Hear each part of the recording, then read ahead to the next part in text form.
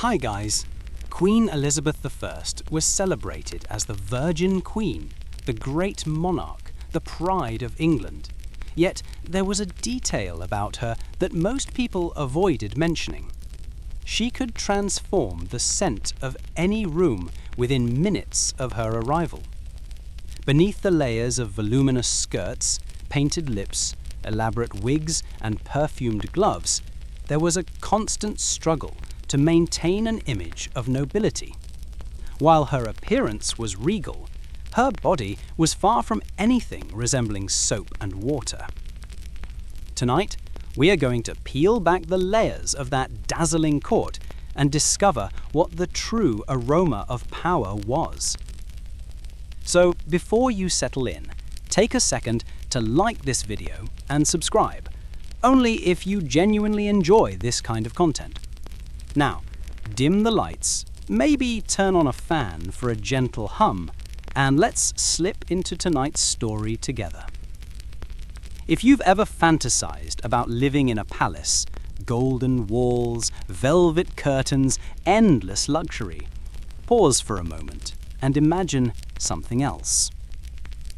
Picture a room glowing with candlelight, yes, but also thick with air that feels heavy, a bit too warm and crowded. You inhale, expecting roses or lavender, but instead you're met with the scent of bodies, wool that's been worn by too many people, the greasy smoke of tallow candles, and something else that lingers like an unwelcome guest. Welcome to Whitehall Palace, the heart of Elizabethan glamour and, arguably, one of the most pungent royal residences in Europe. From the outside, Whitehall was a dream.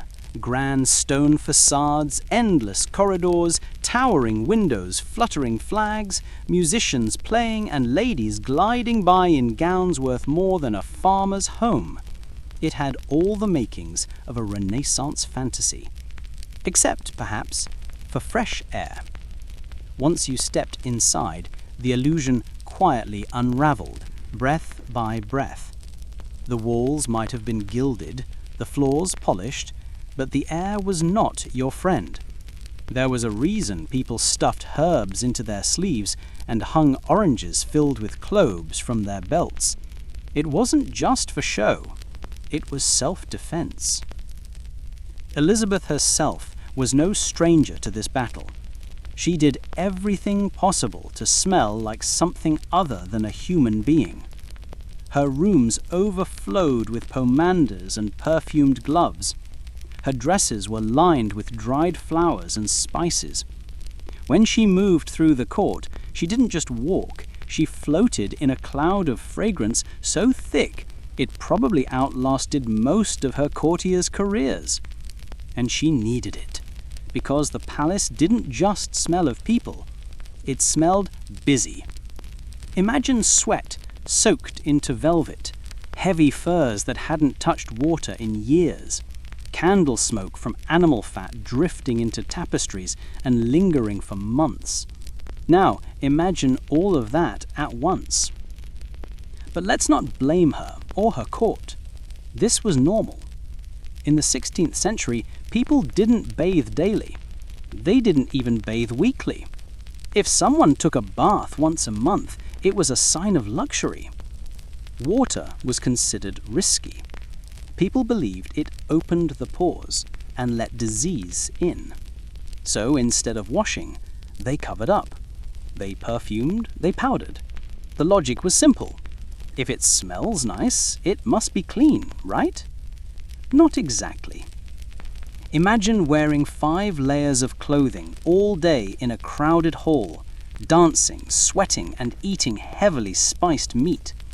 Then imagine hanging up that same gown and wearing it again tomorrow, and the next day, and the next. You don't wash it, you brush it. Air it by the window, maybe stuff some lavender in the sleeves. But soap and water? No thank you. That was for peasants or the dead. So when someone passed you in Whitehall, you didn't just smell them, you smelled their week, their meals, their moods, maybe even their stress. Clothes carried stories, but not the kind you'd want to read up close. The same went for the candles. They were cheap, made from tallow, and burned day and night. The wax melted in greasy globs, and the smell was part barnyard, part kitchen, and part something else, something vaguely alive. It wrapped around you and whispered, "This is royal life." Even Elizabeth's rooms, packed with perfume, weren't immune. Velvet absorbed everything. Feather mattresses breathed in the air and released it slowly. Her presence might have masked the worst, but anyone who stepped behind the curtain knew. The court dazzled from afar, but up close, it was a different show. Yet no one complained, or if they did so carefully. You didn't rise to power by saying the Queen's court smelled like a butcher's shop on a hot day. Ambassadors might write about it in letters home, but in person they bowed, smiled, and breathed through their sleeves. The truth is, scent was politics. Smell told you who had power, who had access, who could afford roses from abroad, and who had to settle for stale rosemary. Smelling good wasn't just a preference, it was proof you belonged. Elizabeth understood this better than anyone. Her scent wasn't accidental. It was curated, controlled. Her fragrance entered the room before she did. But even the finest perfume has limits. Under all those layers of silk, saffron, and civet, the truth waited. This palace, for all its beauty, stank. The gowns were brushed but never cleaned. The bodies were perfumed but rarely washed. People smiled through their teeth, even as they wondered what that smell was. So today, when we think of royalty, we imagine elegance, crisp linens, white gloves. But back then, royal life meant sweat under pearls, grease on velvet, spritzing cinnamon oil over a stain and pretending it wasn't there. Everyone played along because no one wanted to admit the emperor, or in this case the queen, might have smelled a bit ripe. So yes, Whitehall was a palace, a real one with grandeur, power, and history. But it was also a place where hundreds lived in close quarters, in heavy fabrics, without plumbing, without ventilation, and without much soap. The truth didn't hide in the shadows. It hung in the air. You just had to breathe deeply enough to notice. And now, as you rest your head, maybe under something soft and freshly laundered, take a moment to be grateful. Grateful for hot water, for clean sheets, for laundry detergent, and maybe, just maybe, for not being a 16th century noble trying to dance through a summer banquet in a gown that hadn't seen water since Easter. Because, as glorious as the past might seem, it didn't always smell like roses. In Elizabeth's world, there was no such thing as a natural fragrance. If anyone thought they caught a hint of rose or citrus trait in Dallingham, let's be clear, it wasn't coming from her skin. It was coming from layers of musk and civet oil applied with the precision of a military campaign. The Queen didn't trust water. She trusted perfume. She didn't just wear perfume, she armed herself with it. Before stepping out, her maids would help her prepare. The process was slow, deliberate. First came the base, thick oils rubbed into the wrists and behind the ears. Then sachets were sewn into her sleeves, bundles of clove, cinnamon, lavender, and rosemary. Finally, a finishing cloud of crushed resins, ambergris, or whatever rare substance could stand between her body and the noses of her courtiers.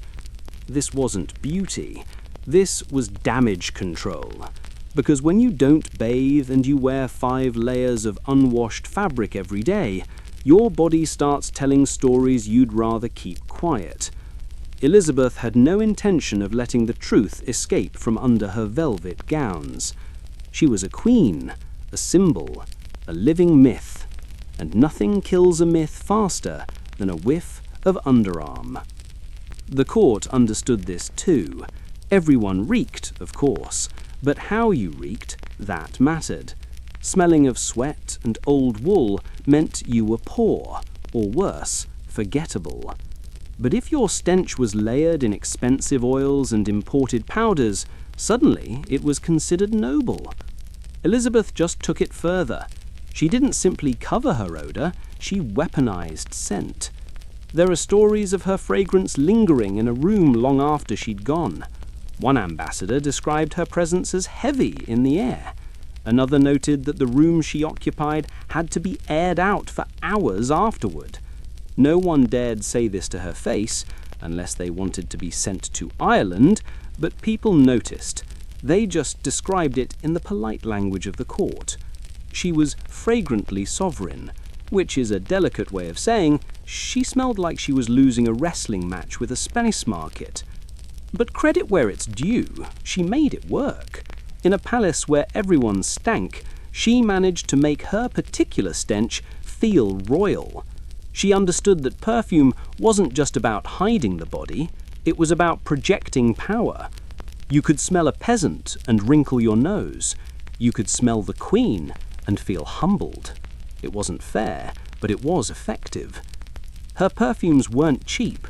Musk was scraped from deer glands, civet came from the rear of a wildcat, ambergris was vomited up by whales and left to ferment in the ocean. All of these ingredients were rare, foul, and absurdly expensive, perfect for a monarch. She wasn't trying to smell clean, she was trying to smell rich, and in that, she succeeded.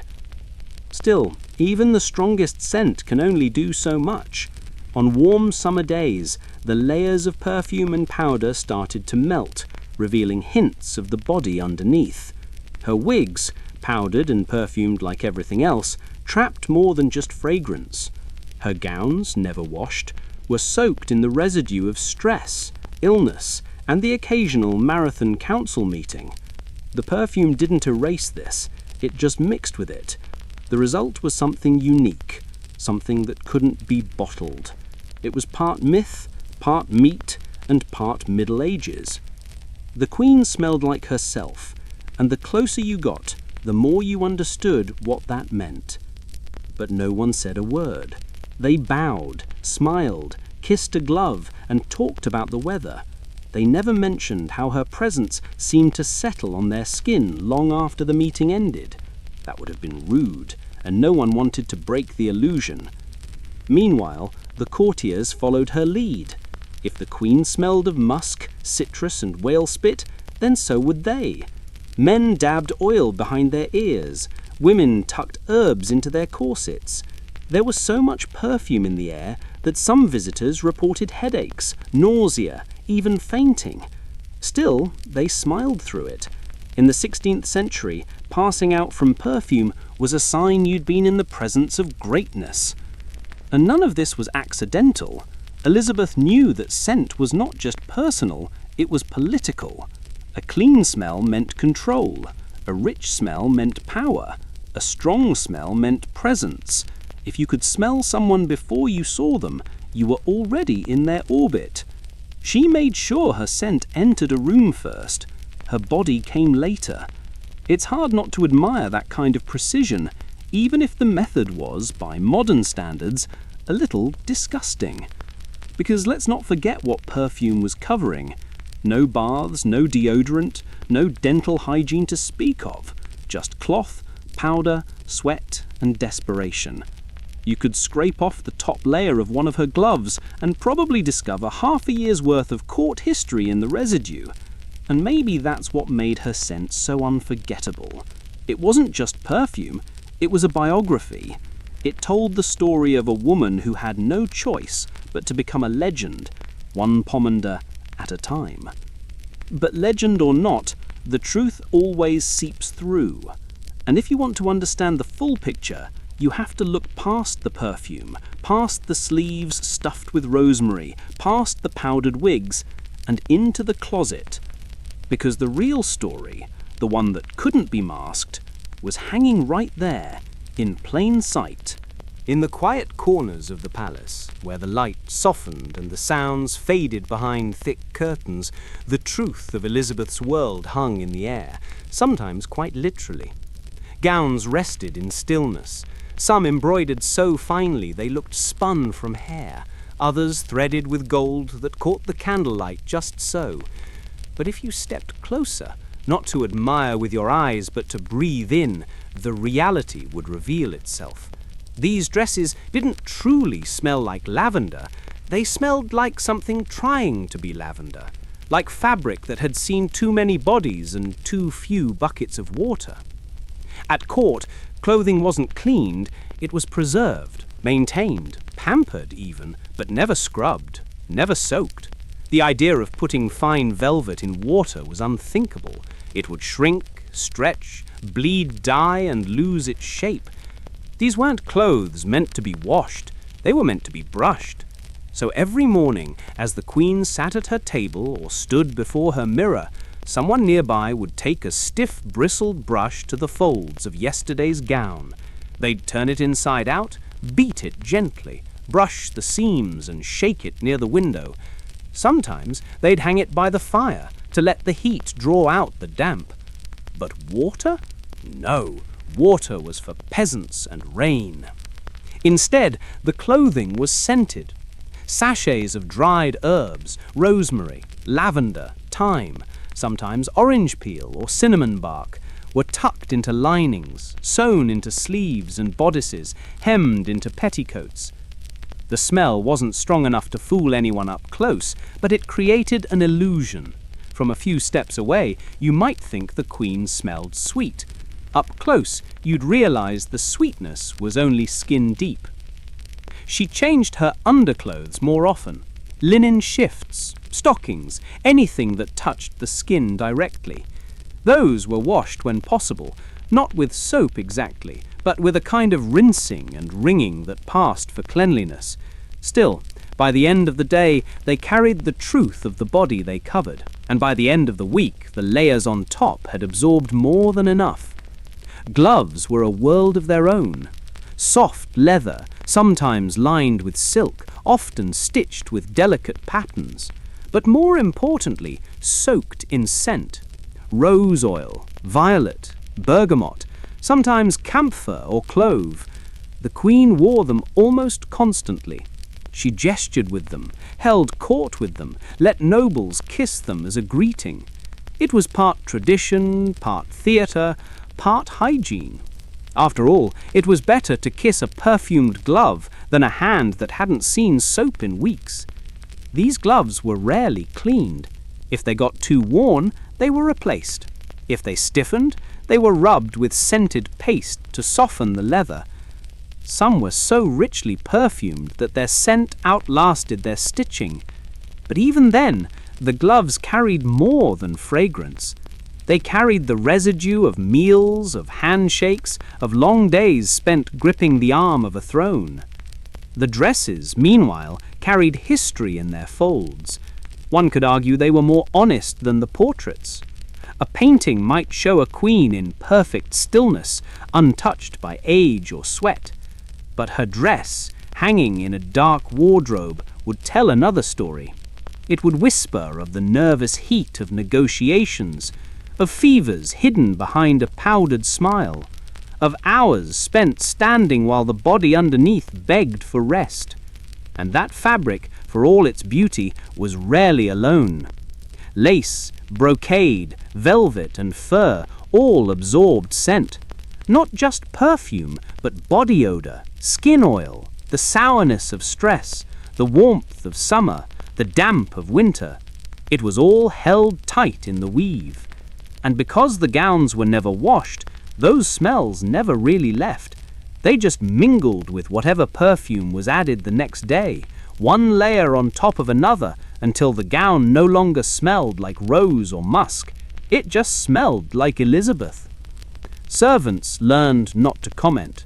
They brushed and dusted, turned the fabric, aired it carefully, all while pretending it was still fresh. They worked in silence, their hands moving over seams that hadn't seen water in months. They knew which gown was heavier with scent, which one had been worn through an illness, which one had been worn during a storm. They knew more than they said, and the Queen, to her credit, didn't pretend the gowns were clean, but she did pretend they were presentable. And in her world, presentation was everything. Cleanliness was not about soap, it was about the illusion of control. A well-brushed gown meant stability. A perfumed hem meant power. Her gloved hand meant distance. She wore these things like a shield, and the people around her played along. The court as a whole followed the pattern. Nobles aired their clothes near windows. They beat them with paddles, sprinkled them with powders, and rubbed them with cloths soaked in vinegar and herbs, but they didn't wash them. That was too risky. Better to smell like rosemary and old wool than to ruin a doublet that cost more than a year's rent. So the smell of the palace became something complex. It wasn't foul, not in the obvious way, but it wasn't clean either. It was old fabric, new perfume, stale sweat and burnt tallow. It was an effort layered over avoidance, and it stuck to you, on your skin, your hair, your tongue.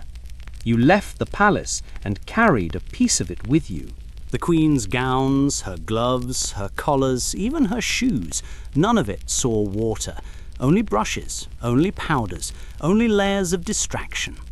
And in a way, that's what Elizabeth's court was.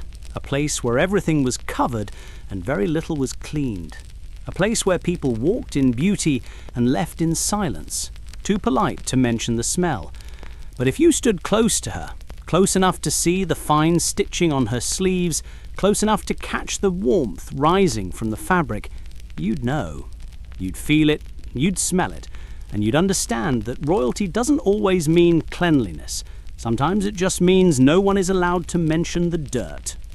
And still, the worst of it wasn't the clothes. It was what lay beneath them. The skin, the sores, the sweat that soaked through the linen and refused to be ignored. For all the perfume and brushing and lavender sachets, there was one thing Elizabeth could never escape: her own body.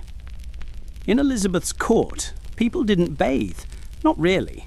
The idea of stepping into a tub, soaking your body, letting water touch your skin from head to toe wasn't just rare, it was considered dangerous. And for those who lived in lace collars and heavy brocade, that danger was taken seriously. You could ruin your health, they said. Open your pores to bad air. Let illness creep in through the skin. So instead of washing, they perfumed. Instead of cleaning, they masked. Cleanliness for them was something you performed, not something you did. The Queen herself was no exception. She didn't bathe often, maybe once a month, maybe less. When she did, it was a quiet event, surrounded by women she trusted. The room would be warmed ahead of time, curtains drawn, herbal water prepared. But even then, it was more ritual than cleansing. The cloth was never scrubbed. The water never cooled. The air always smelled of rose and steam and candle smoke. It wasn't about removing dirt. It was about restoring the illusion of freshness. For daily routines, there were other methods. Bowls of scented water were set on low tables. A cloth would be dipped, wrung, and passed gently across the face or hands, sometimes over the chest, never the legs, never the feet. That was too intimate, too risky. Perfumed vinegar was dabbed onto linen squares, then brushed along the neck, the temples, the wrists. It left behind a sharpness, not quite clean, but not entirely unpleasant either. The goal wasn't to be clean. The goal was to smell like someone who didn't need to be. Tubs did exist, made of wood or lined with tin, but they weren't used regularly.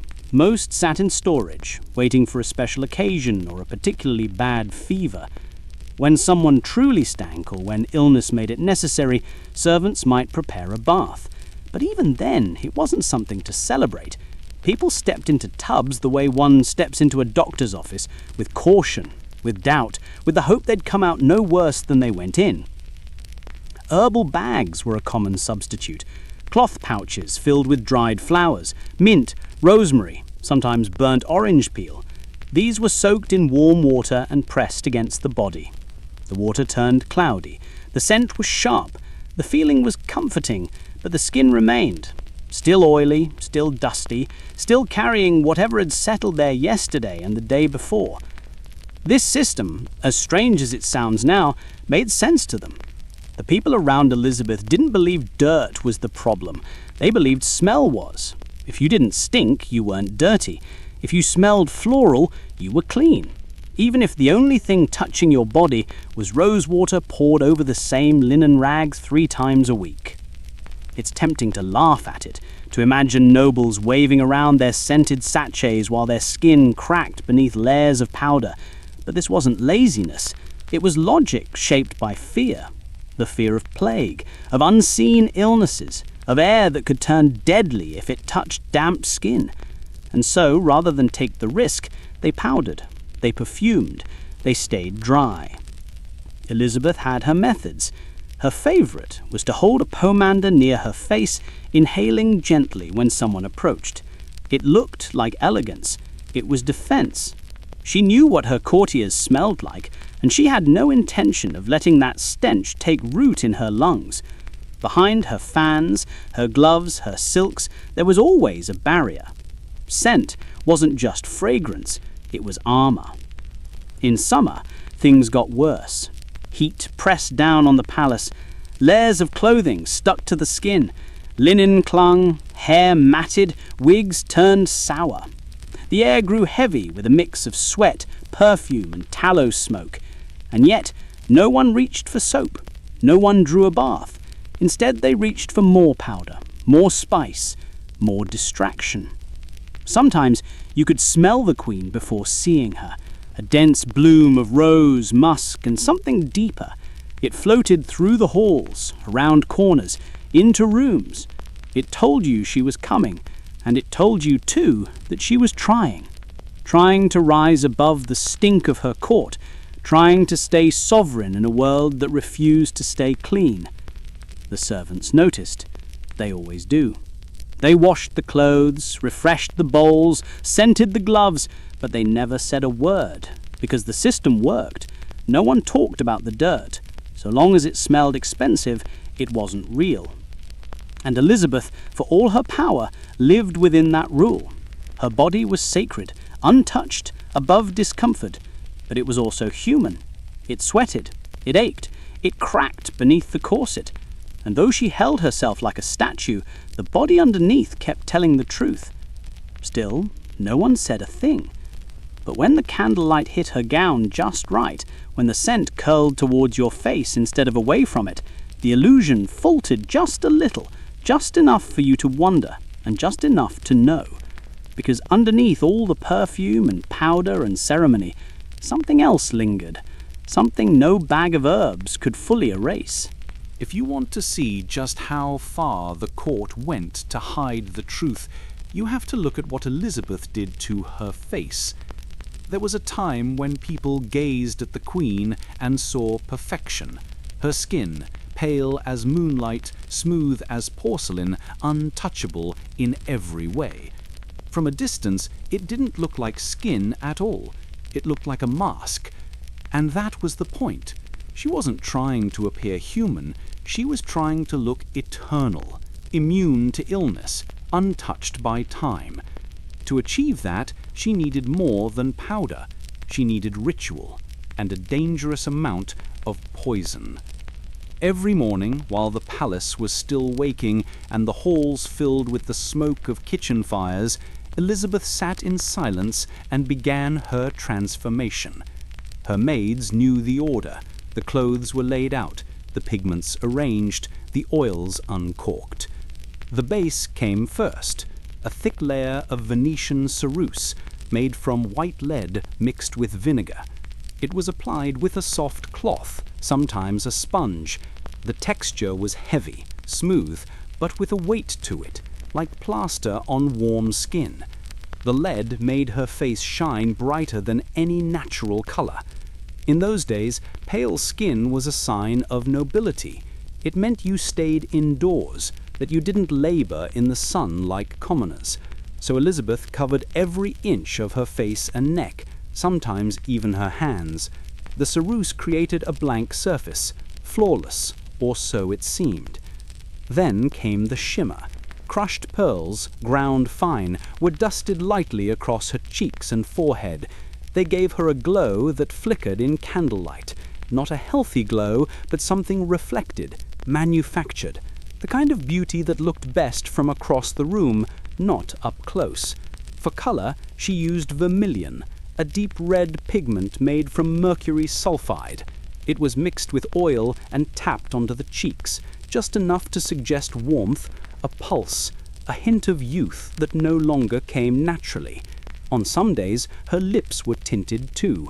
Not always, but when she needed to appear strong, the red helped. None of it was safe, not the lead, not the mercury. Over time, they burned the skin, caused rashes, ate into the soft tissue. But there was no turning back.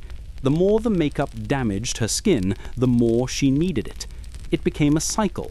Cover the damage, cause more damage, cover again. Servants began to notice. They said nothing, of course, but they saw the red patches, the rawness around her nose, the way her face had to be rebuilt each morning with thicker layers. A diplomat once wrote that her appearance seemed to melt by evening. Another noted how different she looked when she turned her head. The illusion only held from the front. And yet she continued, because she had to. The Queen couldn't appear weak, not in public, not even in private. Her body might ache, her teeth might rot, but her face had to stay steady, pale, bright, fixed. It was her shield, her symbol, and perhaps in the quietest parts of her mind, her prison too. She rarely touched her face, not in public, not even to adjust a curl. That was left to the maids, who wiped and brushed and powdered in silence. They learned to keep a steady hand, a soft voice. They saw the lines that deepened each year and the thinness beneath the jaw, but they said nothing. Their job wasn't to reveal the Queen, it was to maintain her. By the time she stepped into the public eye, the transformation was complete. Her skin looked flawless, her cheeks flushed, her eyes bright, but beneath it all was something tender, something raw. And every evening, as the paint was wiped away, the truth returned, bit by bit, crack by crack. Elizabeth's skin grew more sensitive as she aged. Some days the makeup stung, other days it refused to stay in place. Her hands, once steady, began to tremble. Her eyes tired more quickly, but she never stopped, even when her ladies had to do most of the work, even when the pigment flaked, even when her reflection turned unfamiliar. The strange part is, no one questioned it. Not the courtiers, not the ambassadors, not even the poets who wrote verses about her glowing face. They knew it wasn't natural, they just didn't care, because the illusion was more important than the woman beneath it. Elizabeth wasn't just a person, she was a painting in motion, a statue that spoke, and as long as the powder was thick enough, no one had to think too hard about what was underneath. Sometimes, when the light hit her just right, the makeup shimmered like a mask of glass. People would stop and stare, not because she looked beautiful, but because she looked permanent, unchanging, as if time had forgotten her. But time never forgets, and neither does skin. The longer she wore the lead, the more it wore her down, and the more she faded beneath it. What began as a disguise became her face, and what began as a way to appear alive became a way to hide how tired she was. Still she smiled, still she stood, still she turned her cheek to be kissed through gloves and lace, because the Queen could not falter, not in the face, not in the posture, and certainly not in the scent. But there were days, quiet days, when the paint cracked a little sooner, when the smile didn't quite reach her eyes, when the powder clung too heavily to skin that had grown thin. and those were the moments when her ladies moved a little faster, brushed a little softer, and held their breath. Because if the mask slipped too far, there would be nothing behind it but flesh and fatigue, and all the perfume in the world couldn't keep that from showing. Her face could be painted, her scent could be sculpted, her gowns could be brushed until they shimmered like frost in candlelight. But there was one thing Elizabeth could never quite hide: her mouth, the teeth behind the smile, the breath that floated out between words. No matter how many herbs she chewed or gloves she wore, her breath had a way of slipping past the mask she built. She loved sweet things. It wasn't a secret. Sugar had become a symbol of wealth in her time, something imported, refined, and prized. She had access to it in ways her subjects could only dream of. Candied violets, marzipan, sweetmeats packed in decorative boxes, sugared almonds by the handful.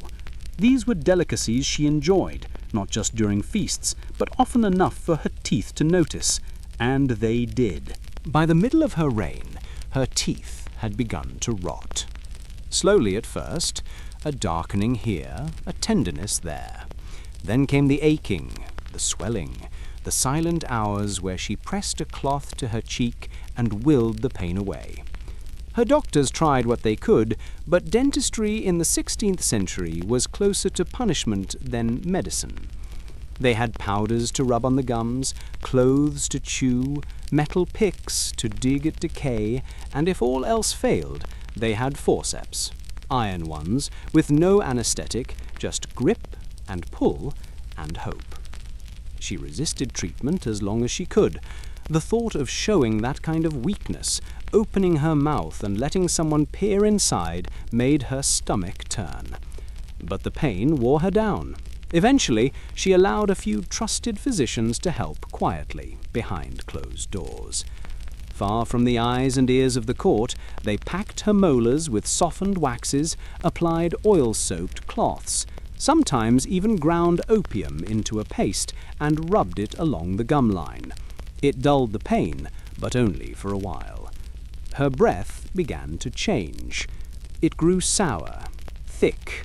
It carried not just the scent of her meals, but the deeper scent of something festering, the kind of smell that curled at the edges, that made people lean back without realizing it. And yet no one said a word. Not to her, not directly. The Queen did not smell. The Queen could not smell.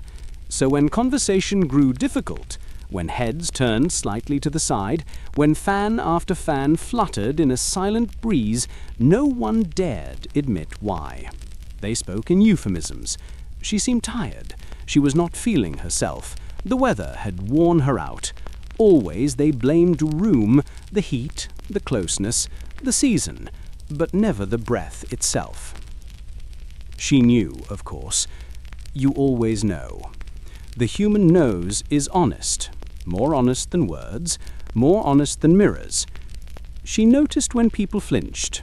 She saw the hesitation in their eyes, the slight delay in their approach, and so she adjusted. She spoke less in close quarters. She kept a handkerchief nearby, laced with orange blossom or clove. She offered her hand, gloved and scented, instead of leaning in. Distance became part of the ritual. Her court followed suit. They began to mimic her habits. Fans grew larger. Gloves became more perfumed. Even speech patterns shifted. Fewer long monologues, more nodding, more gestures, more polite silences. It became easier to flatter from a distance. Safer, too. No one wrote openly about it in their letters, but the hints were there. A visiting noble once mentioned the air around her being thick with dignity. Another described the Queen's presence as rich and enveloping.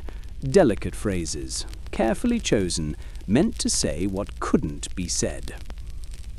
Behind the lace and velvet, behind the legend, there was a woman who had stopped smiling quite as wide. Still, she kept the illusion alive. The portrait showed her with tight lips, perfectly closed, untroubled. The poets praised her smile as radiant, her breath as sweet. But behind closed doors, the doctors grew more concerned.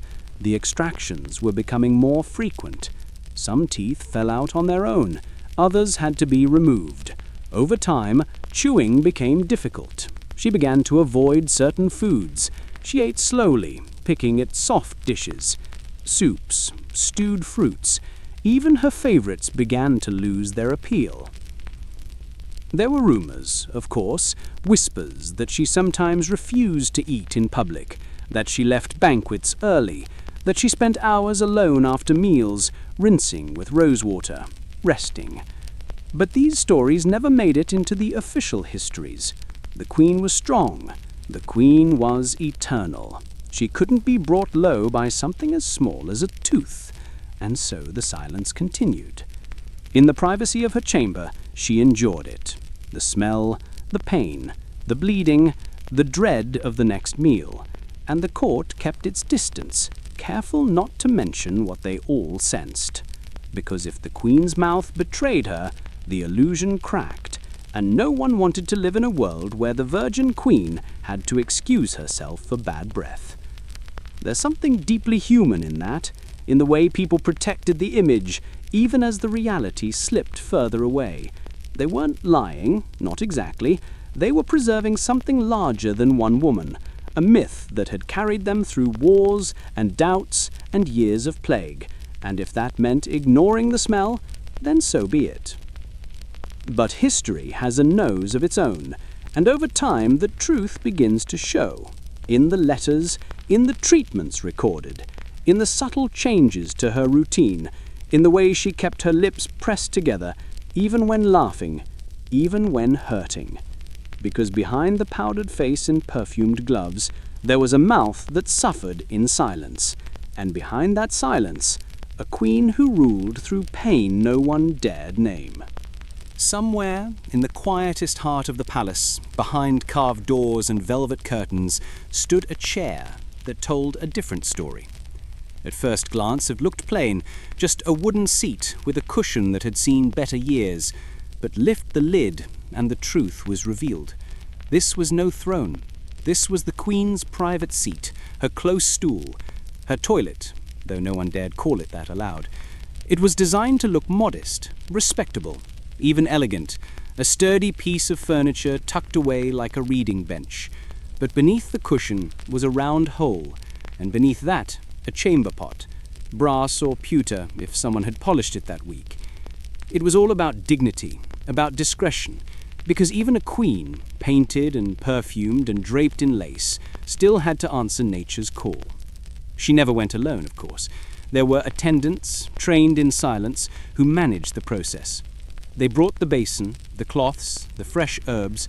They poured scented vinegar into small bowls, folded towels with practiced hands, and kept their eyes lowered. They didn't speak unless spoken to, because this wasn't just a bodily function, it was a ceremony. There was no plumbing in Whitehall. Nothing flushed, nothing drained away with a lever.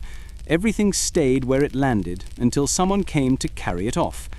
That someone was not the Queen, nor her ladies, but a servant, lower in rank, higher in discretion, tasked with removing the waste from the royal body. Their job was simple and constant. The room wasn't sealed, but it was closed. Heavy drapes were drawn. Windows, if they opened at all, were narrow and high. Air didn't move so much as settle, which meant the smell did too. A quiet presence, never acknowledged, always there. A scent that clung to the walls and whispered reminders that beneath the silken ceremony there was always flesh. They tried to manage it. Scented sachets hung from hooks. Bowls of dried lavender sat near the door. Orange peels soaked in vinegar were left on wide dishes to sour the air in a more acceptable direction. Sometimes someone would walk through with a censer, swinging it gently, letting thin trails of smoke drift through the stillness. But it never lasted long. The room always reclaimed its truth. Elizabeth used rose water to rinse her hands, sometimes with a cloth, sometimes poured from a small jug into a silver basin. The same basin, perhaps used by dozens of hands before hers. No one truly washed. They dabbed. They freshened. They pressed scented cloths to the skin and combed it clean. It's easy to imagine a palace without filth, to picture polished floors and glimmering chandeliers, everything in order, everything under control. But underneath the surface, the truth always waited. The Queen's close stool was not unique. Every noble had one. Every hallway had its faint trail, and the servants knew where to walk and where not to breathe too deeply. The waste was carried away daily, sometimes more, sometimes less. It depended on the mood of the palace, on the weather, on the cook's success or failure, and every bucket, every pot had to be walked by hand to a pit or cart or river, quietly, carefully, without drawing attention, because no one wanted to be reminded that behind the velvet there was always this. The stool itself was kept as clean as possible, scrubbed with vinegar, wiped with cloth, soaked in thyme and sage, covered with fresh linen when needed. But the pot beneath told its own story.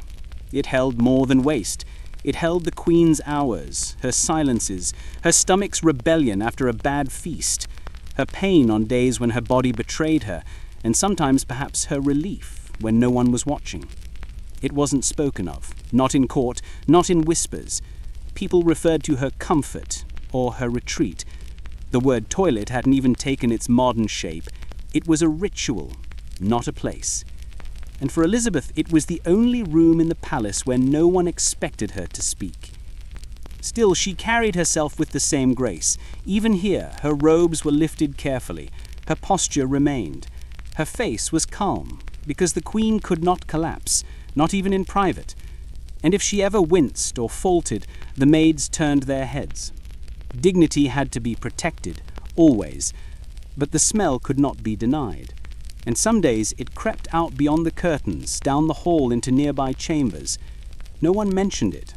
They opened a window, lit another candle, dabbed more perfume on their cuffs, and carried on.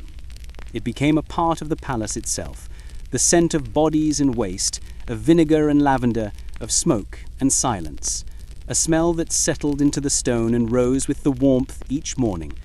It was not foul, not exactly, but it was human, deeply, undeniably human, and no matter how much they perfumed it, it never quite went away. Elizabeth knew this. She wasn't naive. She understood the limits of perfume, of powder, of pretense. But she also understood the necessity of pretending. And so the stool was kept hidden, the scent was managed, and her gaze stayed steady. Because if a queen could smile while standing in sickness, she could certainly sit in silence and make the world believe she did not need at all. And yet, beneath her chair, beneath the floor, and beneath the palace itself, something was brewing, something larger than one chamber pot, something that couldn't be wiped away with rose water. Even after stepping away from the closed stool, the ceremony didn't end. The Queen would lift her hands and extend them slightly, and someone would bring over the basin, not filled with clean water, but with a solution of rose water or vinegar, lightly warmed, sometimes scented with clove or thyme. She didn't scrub, no lather, no soap, just a careful rinse, dabbing the fingers, smoothing the palms. It wasn't about removing anything. It was about restoring the illusion. This gesture, so soft and perfumed, made its way into the royal routine like a quiet bow. People around her mirrored it, not because they understood germs, no one did, but because touching was a daily ritual. The Queen touched letters, hands, gloved fingers, rings. She was kissed on the hand at every formal event, and each time someone else's breath came close to her skin. But don't be mistaken, this was not widespread hygiene. Elizabeth's rose water rinse was more etiquette than health. Most members of the court saw no reason to clean their hands unless food or filth made it necessary. They wiped their fingers on napkins, sleeves, or the edge of the tablecloth, then reached for a goblet. They dipped their fingers into bowls of dried fruit. They pulled at roasted meat with their bare hands, then went right back to dancing. After banquets, servants might bring scented cloths to the noble tables. These were waved lazily across the fingers, like brushing away a bit of ash. The rich did not wash. They freshened, they disguised. A courtier might carry a lemon peel in his pocket, ready to rub between his palms to cut through the stronger smells. Others kept a small bottle of vinegar in their pouch, dabbed on their gloves to appear polite, but gloves were rarely removed, and the hands inside told a different story. It was the same with the ladies: sleeves long enough to wipe, rings thick enough to trap grease beneath them, silk gloves that hadn't been turned inside out in weeks. The perfumes on their wrists clashed with the odour of untouched skin. Some wore pomanders, little orbs filled with herbs and resin, hanging from their waists or tucked into folds of fabric, a subtle hint of cleanliness floating beside a much louder truth. During court dances, hands were joined, twirled and lifted, sweat passed easily, heat rose, gloves rubbed against gloves, and bare fingers brushed against brocade. The perfume mingled with skin, but no one stopped to wash. They were too busy smiling, laughing, showing off how graceful they could be in heavy gowns and tight shoes. The filth moved between them, like a guest no one invited, but no one dared to mention. There were gestures to signal refinement, offering your gloved hand for a kiss, holding a perfumed cloth to your nose while walking past the servants, dipping fingertips into a shallow dish of herbs before a meal. These replaced soap. They stood in for water, and in a palace as grand as Whitehall, they were enough. But what wasn't visible was how quickly things travelled. A touch on the hand, a cough during conversation, a borrowed fan. The nobles passed more than gossip. Illnesses slid from skin to skin. A fever in one corner of the ballroom became a whisper by morning. A sore throat in the chapel echoed through the corridors the next day, and still the basin stayed empty. Still, the rosewater was for the Queen alone. Elizabeth, to her credit, was more cautious than most. She understood appearances, and in her mind, clean hands made for a clean reign, or at least a fragrant one. She carried herself with a kind of sacred distance. A queen must seem untouchable, and a well-scented palm helped, but even her habits were symbolic. The hands were rinsed, yes, the face was dabbed, the wrists perfumed, yet the sleeves stayed heavy.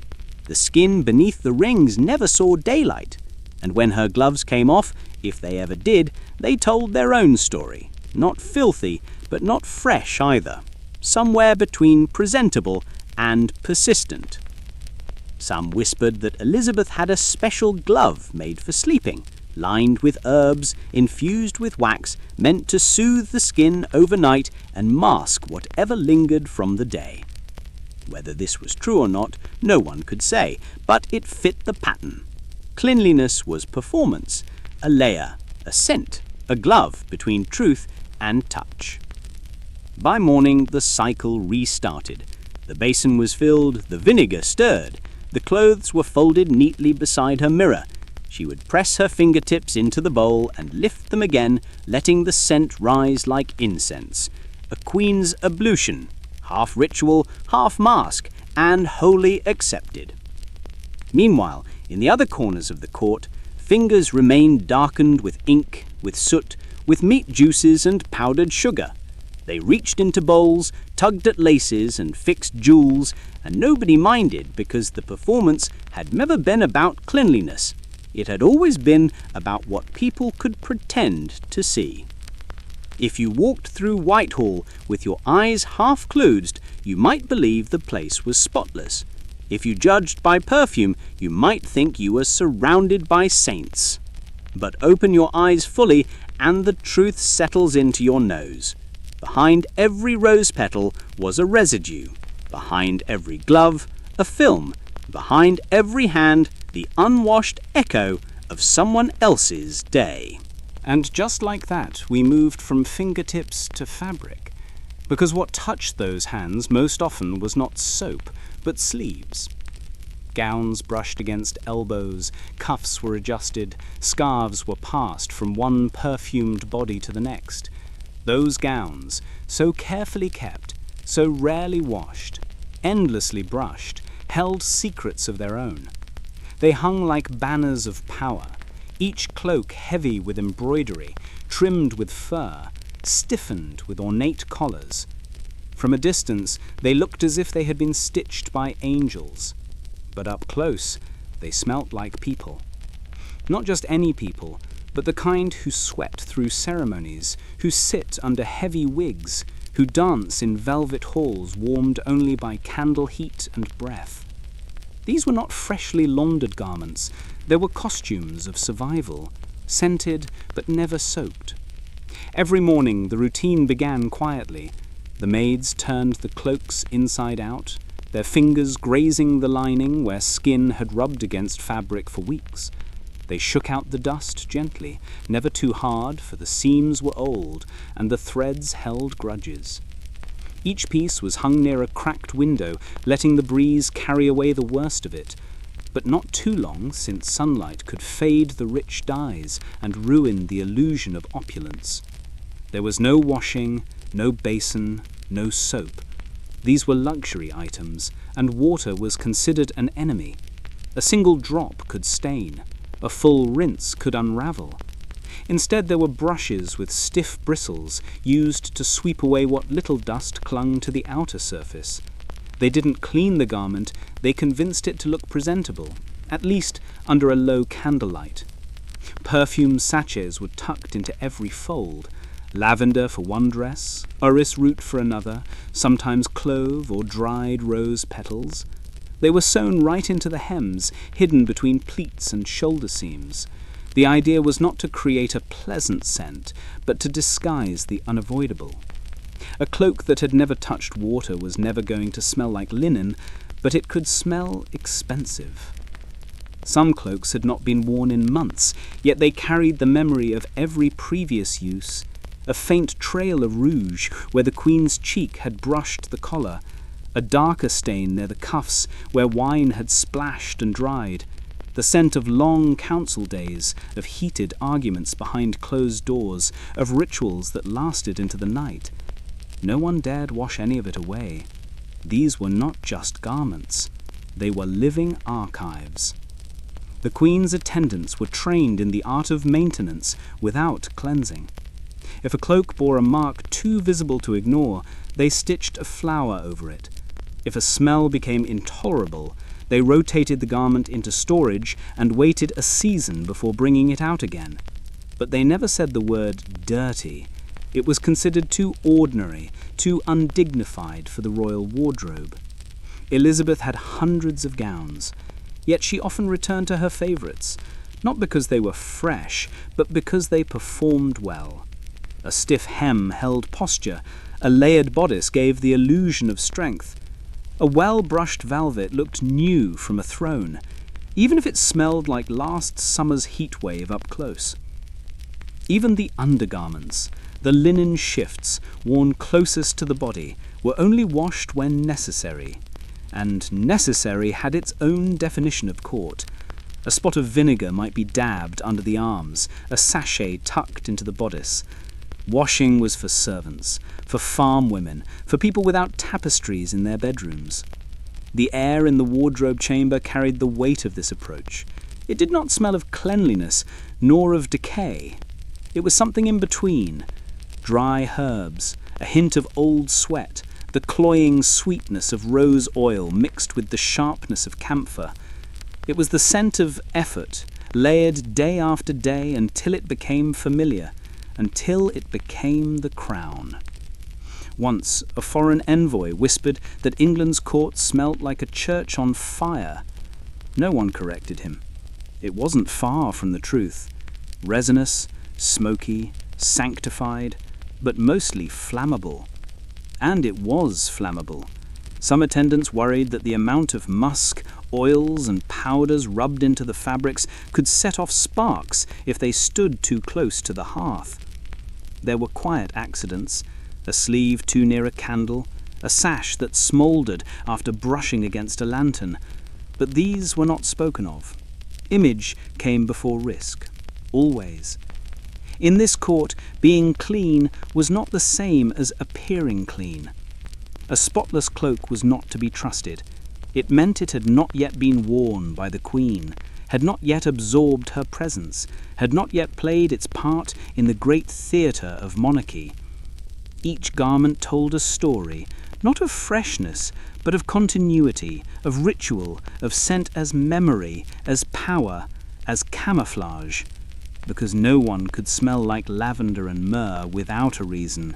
It took planning, it took discipline, it took a careful understanding that even dirt could be shaped into something regal. And above all these cloaks and gowns, above the layers of fabric and fragrance, sat something even more carefully crafted. Hair that wasn't hers. Curls and coils that came not from the Queen's head, but from wig stands and drawers. Hair that had its own scent, its own rules, its little secrets. And so, as we rise from the shoulders to the crown, it's time to look at what rested atop the Queen's head. Another layer, another mask, another source of scent. And this one too had never been washed. Sitting just above all the unwashed cloaks and perfumed gowns, the Queen's wigs were a kingdom of their own. Dozens of them lined the shelves of her private chamber, each styled into stiff curls, towering coils, or carefully arranged waves. They did not smell like hair. They smelled like cinnamon bark, violet powder, burnt herbs, and old candle smoke, and that was intentional. Elizabeth didn't wear these wigs to fool anyone. Everyone at court knew her real hair was thinning, that the bright copper red had long faded into something more fragile and grey. The wigs weren't for deception, they were for display. Each one was an ornate sculpture, lacquered in wax, sprinkled with perfume powder, and so heavily scented that a breeze could carry their smell down a corridor before the Queen even arrived. But there was a price. These wigs were never cleaned, not once. They were too fragile for water, too stiff for combs, so whatever touched them stayed. Bits of face powder clung to the roots, traces of rouge settled near the temples. On hot days, sweat would rise from the Queen's scalp and mix with the oils, creating a scent that was uniquely hers, sweet, spicy, slightly sour, and unmistakably royal. The wig attendants tried their best. They would dust each piece gently with perfume starch, layer on another veil of lavender or bergamot, maybe dab a little vinegar to tame the sharpness, but there was no fixing the core problem. A scented wig is still a used wig, and in the summer months, with violet chambers and no ventilation, those scents became assertive. When the Queen leaned down to whisper to a courtier, they would sometimes flinch ever so slightly, not out of fear, but from the thick blend of aromas rising from her hairline. It wasn't offensive exactly, just overwhelming. A mix of heat, herbs, and history condensed into every strand. You didn't so much smell it as survive it. Over time, each wig developed its own personality. One might carry the deep spice of cloves and pepper, another the sticky sweetness of dried rose petals. One unfortunate piece picked up a lingering note of mildew after being stored too close to the tapestries during a damp spring. It was given a new name, the Widowmaker, though no one said it aloud when the Queen wore it. Of course, no one would dare suggest washing them. The wigs were considered too sacred, too entwined with royal ritual. To wash them would be to erase the hours of labor, the layers of meaning. So instead, they were aired out near windows, brushed with squirrel-tail brushes, and left in boxes lined with mint leaves. Whether or not it helped was debatable. This olfactory theatre served a purpose. The Queen's scent, rising from hair, cloak, gloves, and skin, was a signal. It told courtiers when she had entered the room. It told foreign envoys that they were in the presence of something beyond human. It told servants to stay back if they were overly sensitive to musk. The wigs were not just hairpieces, they were crowns in disguise, heavier than they looked, uncomfortable to wear, and impossible to forget. Some were studded with pearls, others topped with feathers or netting, and all of them were stiff with product. One strong breeze could probably lift the whole thing off, if not for the strategic use of pins. There were rumours that the Queen sometimes slept upright to preserve her wigs between events, that she had a special frame to hold her head steady, and that her maids would reset the hair in the early morning hours without waking her. These tales were likely exaggerated, but not entirely unbelievable. After all, image was everything, and the Queen's image had a smell. No one in her court could imitate it exactly, though many tried. Lesser nobles powdered their hair with similar mixtures, hoping to channel a little of her presence, but they didn't have the layers, the years, the practiced weight of wigs worn like armour. What they had were imitations, sweet and thin, lacking the full-bodied intensity of the Queen's original formula. To stand close to her was to feel part of a ceremony, not just visual, but visceral. You saw the brightness of the wig, the shimmer of powder, the stiff lace edge pressed to her temple, and you smelled the history, the effort, the stubborn refusal to be ordinary. And beneath all those layers of scent and starch, behind the curls that never moved and the wax that never melted, was a very human head, tired, aging, and sweating through the rituals of being divine. But the court didn't want a human, they wanted a monument. So she gave them one, every morning, one wig at a time. And just like the cloaks, just like the gloves, each wig was only part of the surface. There were still deeper layers, still more rituals to hide the truth. And as we move from crown to fingertip, the story continues. In every scented glove and unwashed hand that reached out for power. By the time a visitor reached the inner halls of Elizabeth's court, they had already entered a world shaped not just by golden velvet, but by scent.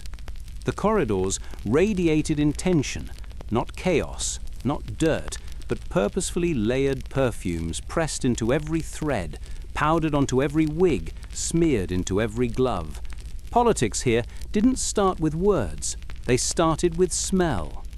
If a noblewoman wore violet oil, she was signalling refinement. If a courtier's coat reeked of civet or musk, it meant he had money, or at least access to someone who did. The poorer attendants, if allowed near, smelled faintly of old wool and whatever herbs they could afford to stuff in their sleeves. Their presence was tolerated only briefly, because in this world, stink was status, or rather, the absence of it was. The Queen herself was a symphony of curated smells. She didn't just want to look untouchable, she wanted to smell untouchable, and she achieved it.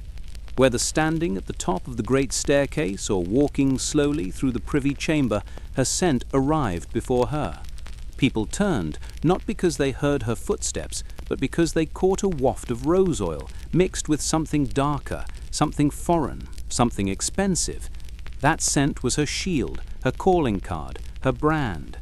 It was carefully engineered to overwhelm, to announce without speaking, to leave a trail of memory in every room she passed through. This was not luxury, this was a strategy. Foreign envoys would later write about the atmosphere of the English court. They spoke not just of the splendor, but of the intensity of the air. It was scented like a temple, they said, or a market in Damascus, or a funeral in July. None of those were compliments, but they were all signs that the Queen's presence had been felt. In a time when letters took weeks to arrive and messages could be forged, a person's smell was strangely reliable. If you were important, you smelt like it, not just well-groomed, not just pleasant, but rich, complicated, designed. And in this court, no one smelled more deliberate than Elizabeth. Her choice of fragrance changed with the seasons or the politics. Spikenard and saffron during tense negotiations, lavender and orange blossom when meeting suitors. When she feared betrayal, she leaned into frankincense and bitter herbs, as if warning everyone in the room without saying a word. And those choices were noticed. Diplomats tried to mimic them, hoping to flatter her nose, if not her ears. Some succeeded, others overdid it, stepping into the audience chamber, smelling like a spice market on fire. These accidents were never mentioned aloud, but they were remembered. Perfume was a delicate game. One misstep, and you smelled desperate. At state banquets, the fragrance war escalated. The room pulsed with layers of scent, fighting to dominate. The Queen's tablecloths were soaked in rosewater. Her silverware was wiped with orange oil, her gloves reeking of ambergris. The entire affair was less about food and more about breath control. Those who couldn't handle it coughed quietly behind their napkins and hoped no one noticed. It wasn't just about excess, it was about control. If Elizabeth's scent could fill a room, it meant the room was hers. If her presence could be felt through the nose even before a word was spoken, then her power was complete. Even in paintings, artists tried to capture it. They gave her powdered skin, perfumed gloves, a faint mist of something invisible hovering around her image. Viewers centuries later don't notice it, but the people who stood near her did. They knew that being close to the Queen meant inhaling her rules. The court adjusted accordingly. Meetings were scheduled after baths. Visitors were warned to wear scent, but not too much. Maids walked behind the Queen carrying sachets of dried herbs just in case the air needed adjusting. The Privy Council debated policy in rooms thick with orris root and burning resin. Decisions were made through clouds of perfume. Rebellion, when it came, passed through lavender. It is easy now to laugh at it all, to imagine a monarch obsessed with smell, as if fragrance could hold a kingdom together. But in her world, it did. Scent was loyalty, scent was obedience, scent was fear, hope and command, all rolled into one invisible veil. And it worked. Because in a time before microphones, before headlines, before photography, the Queen's scent was her first impression and her lasting legacy. No one forgot it, not even those who tried. And as we drift deeper into this world of aromas and illusions, it becomes clear the court wasn't just a place of beauty and power. It was a battlefield of scent. And at the very top of it all stood a woman who understood that sometimes the best way to silence a room was to overwhelm it without a single word. There was a moment just after entering the great hall when the air itself seemed to pause. It didn't move like normal air. It didn't feel fresh or free. It pressed in on the skin, thick and warm, as if it had been used too many times by too many lungs. And then the scents arrived, not one by one, but all at once. A storm of roses, musk, cloves, wine, old fabric, incense, and something darker, sour and sweet at the same time. This was not an accident. This was court life in full bloom.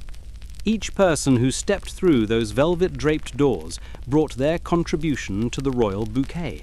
A duke might wear rosewater in his beard with a hint of brandy on his breath. A lady-in-waiting might smell like pressed violets and the garlic from yesterday's stew. Some carried notes of sandalwood and frankincense. Others, less lucky, carried the scent of mildew, damp shoes, or a too long-worn corset. No one noticed any more. It was the background noise of the nose, a shared, silent agreement to pretend everything smelled fine. This mixture, this grand pot of humanity's best and worst, became a kind of identity. Foreign ambassadors wrote about it in coded language. They called it the warm atmosphere, or the richness of presence.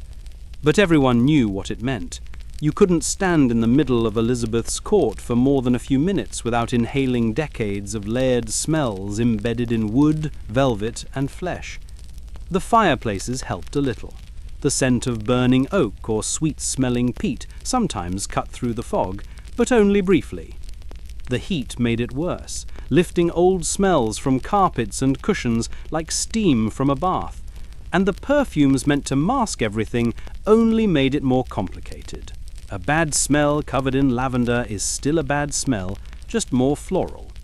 Servants tried to manage the chaos. They hung bundles of dried herbs in corners, stuffed mint leaves behind tapestries, and even walked the halls waving little pots of smouldering resin. But it was like trying to perfume a battlefield. The stench always won. Yet, strangely, no one seemed offended, not really. This was how things were. Just as the Queen's scent was a declaration of power, the court's collective aroma was a declaration of presence. You were here, you existed, you were part of the machine.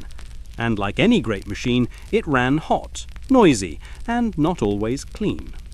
People adapted. They learned to hold their breath at just the right moment, to tilt their head away politely during a whisper, to pretend not to notice when someone near them smelled of damp wool and sour wine. Etiquette manuals never mentioned smell directly, but everyone knew the dance, the pause, the breath, the smile. Clothing contributed too, layers and layers of it. Cloaks rarely cleaned, gloves worn over and over. Undergarments soaked in sweat were then powdered and reused. The fabrics themselves took on a life of their own, holding the history of their wearers in every thread. You could smell a man's station, his breakfast, his anxiety, just by walking past his coat. And then there were the occasional surprises, a whiff of something unfamiliar, a sharp note of decay, a reminder that the human body, no matter how gilded or powdered, was still a body. Once, a visiting noble fainted in a side room, not from emotion, but from a sudden shift in scent too strong to explain. No one laughed. They understood. It could happen to anyone. Even the Queen wasn't immune. Though her scent was tightly controlled, the air around her wasn't. Courtiers crowded close, their aromas colliding like wayward ships. One advisor, it was whispered, had a personal musk so persistent it outlasted his presence by nearly an hour. He was eventually reassigned to outdoor duties. In this court, smell was part of memory. You didn't just recall a conversation, you remembered how it smelled. The cinnamon on a diplomat's breath, the decay of an aging lord's robes, the sharp citrus trailing behind a rising favourite. These things lingered longer than words. And yet, for all its pungency, no one tried to change it. Cleanliness was not the goal. Survival was. And in the hierarchy of needs, the comfort of one's nose ranked far below the comfort of one's crown. So the court endured. They powdered and perfumed, layered and masked, breathed shallowly and smiled often, because the smells were not a failure of the system, they were the system, a living map of power, privilege, and proximity. And as we move forward, deeper into the rituals of daily life in Elizabeth's world, that truth remains. Behind the painted faces and embroidered gowns, behind the politics and pageantry, was always the same inescapable reality. Everyone smelled, and everyone pretended they didn't. There is something deeply theatrical about the way Queen Elizabeth I constructed her public self. Her reign was not just a matter of politics or power, but of performance, an endless, carefully choreographed play in which every detail, every gesture, every scent was part of the script. She was not simply a woman on a throne, she was a living symbol, a myth in motion, a figure so meticulously curated that even the dirt beneath her feet had to be disguised as something noble. Each morning the ritual began, before the sun had fully risen. Her attendants, trained in silence and precision, would enter her chambers and begin the transformation. They did not simply dress her, they assembled her, piece by piece, as if constructing a statue. The first step was always the skin. It had to be pale, smooth, and unblemished, not because Elizabeth preferred the look, but because in her world, whiteness was a sign of virtue, of chastity, of superiority over those who toiled in the fields. So, her face was painted with a thick layer of Venetian ceruse, a deadly mixture of white lead and vinegar. The paint was applied with soft cloths and sponges, building up a mask that hid every freckle, every scar, every sign of age or fatigue. Over time, the lead would crack and flake, but no one dared mention it. To the outside world, she was porcelain perfection. To those up close, she was a masterpiece of artifice, a mask that grew heavier with every passing year. Next came the blush, but not the gentle pink of modern cosmetics. Elizabeth's colour was made from cinnabar or vermilion, pigments laced with mercury. The red was dabbed onto her cheeks and lips, giving her a flush of life that was both alluring and dangerous. The toxic pigments brought a glow to her face, but they also brought tremors, insomnia, and a slow, creeping damage to her nerves. Yet no one whispered of the risks. The Queen was never tired, never ill. She was simply thoughtful, contemplative, above the frailties of ordinary flesh. Her eyebrows, thin and carefully shaped, were often darkened with soot or dyed with herbal concoctions. In portraits they looked elegant and expressive. In person, perhaps they seemed a little too stark, a little too artificial. But again, who would dare say so? Power did not require beauty, it required the illusion of perfection, and Elizabeth's illusion was absolute. But what truly kept the illusion alive was the lighting. No one ever saw the Queen in the harsh glare of midday sun. Audiences were granted in rooms lit by flickering candlelight, or filtered through heavy velvet drapes. The soft shadows masked the inconsistencies in her painted face, the cracks in the lead, the dryness of her skin. The glow of the candles made her shimmer, made her seem almost otherworldly. Even the mirrors in her private chambers were carefully placed and angled, reflecting only what was meant to be seen. It wasn't just her courtiers who had to believe the illusion. Elizabeth herself had to believe it too, because if the image cracked, even for a moment, the entire edifice of her reign might crumble. And crumble it would, if the truth ever came to light. Beneath the layers of makeup was a woman aging rapidly. Her teeth were decaying, her skin pocked from a childhood bout with smallpox, her once vivid red hair thinned to the point that wigs became a necessity. But the story of Elizabeth could not allow for decline, so she became something else entirely, a statue in motion, a walking scented painting, a myth that moved and spoke and ruled. It is tempting to feel sympathy for her, and perhaps we should, but it is equally important to recognize how much of the charade was her own creation. She demanded it, enforced it, built systems around it. Her ladies-in-waiting were instructed never to speak of what they saw. Courtiers knew to offer compliments, never comments. The entire court became a supporting cast in a never-ending play called The Virgin Queen. Every day was a new act, every appearance a scene in which the Queen was both the star and the director. This was not hygiene as we know it today. This was ritual, not about actual cleanliness, but about meaning. The scent of lavender did not mean she was fresh, it meant she was untouchable. The smoothness of her gowns did not suggest comfort, it suggested purity. Even when she was unwell, she had to appear invincible. The illusion was stronger than the body. The story was more sacred than the truth. Historians today often struggle to separate the real Elizabeth from the image she curated. Was she truly confident, or simply cornered by expectation? Was she proud, or imprisoned by the role she had created for herself? Perhaps she was both. Perhaps she was neither. Perhaps she was simply too deep into the act to ever stop performing. Even her portraits lied. Artists were instructed to enhance her features, idealize her complexion, elongate her neck. The Queen had final approval over every painting. If a portrait showed too much humanity, it was discarded. Only the divine could remain, only the flawless. Imagine being so powerful that even your likeness had to lie for you. And yet, behind closed doors, she must have felt the weight of it all. The hours spent sitting still while paint dried on her face, the stiffness of heavily embroidered gowns, the endless layers of artifice that felt more like armor than attire. And still she persisted, not just because she wanted to, but because she had to. In a world where a woman's authority was constantly questioned, the performance of perfection was a necessity. If she faltered even for a moment, her enemies might pounce.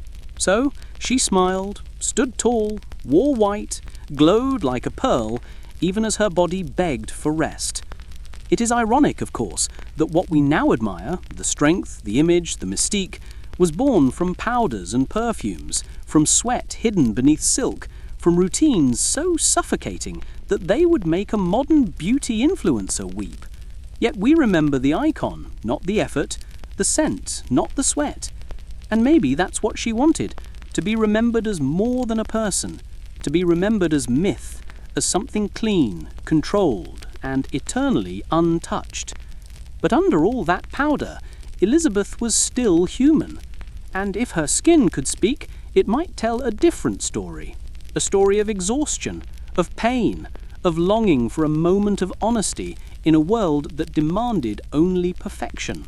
The Queen's body was a battleground, her skin a canvas, her scent a shield. She was both the artist and the artwork, both the myth and the woman beneath it. And every day she stepped onto the stage, powdered and perfumed, and played her part to perfection. People in Elizabethan times didn't fear germs. They didn't even know such things existed. What they did fear, however, was something far more familiar to their noses than to their minds.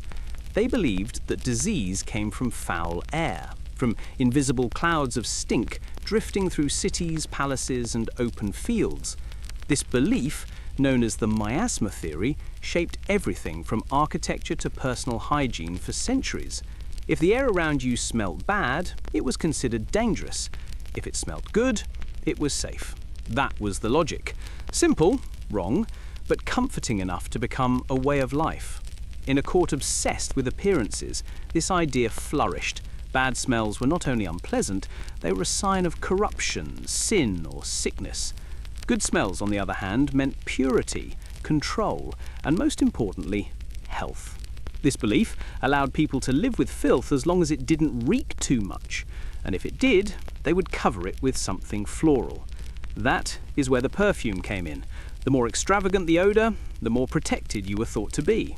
Elizabeth's court was drenched in perfumes, salves, herbal sachets, and scented candles.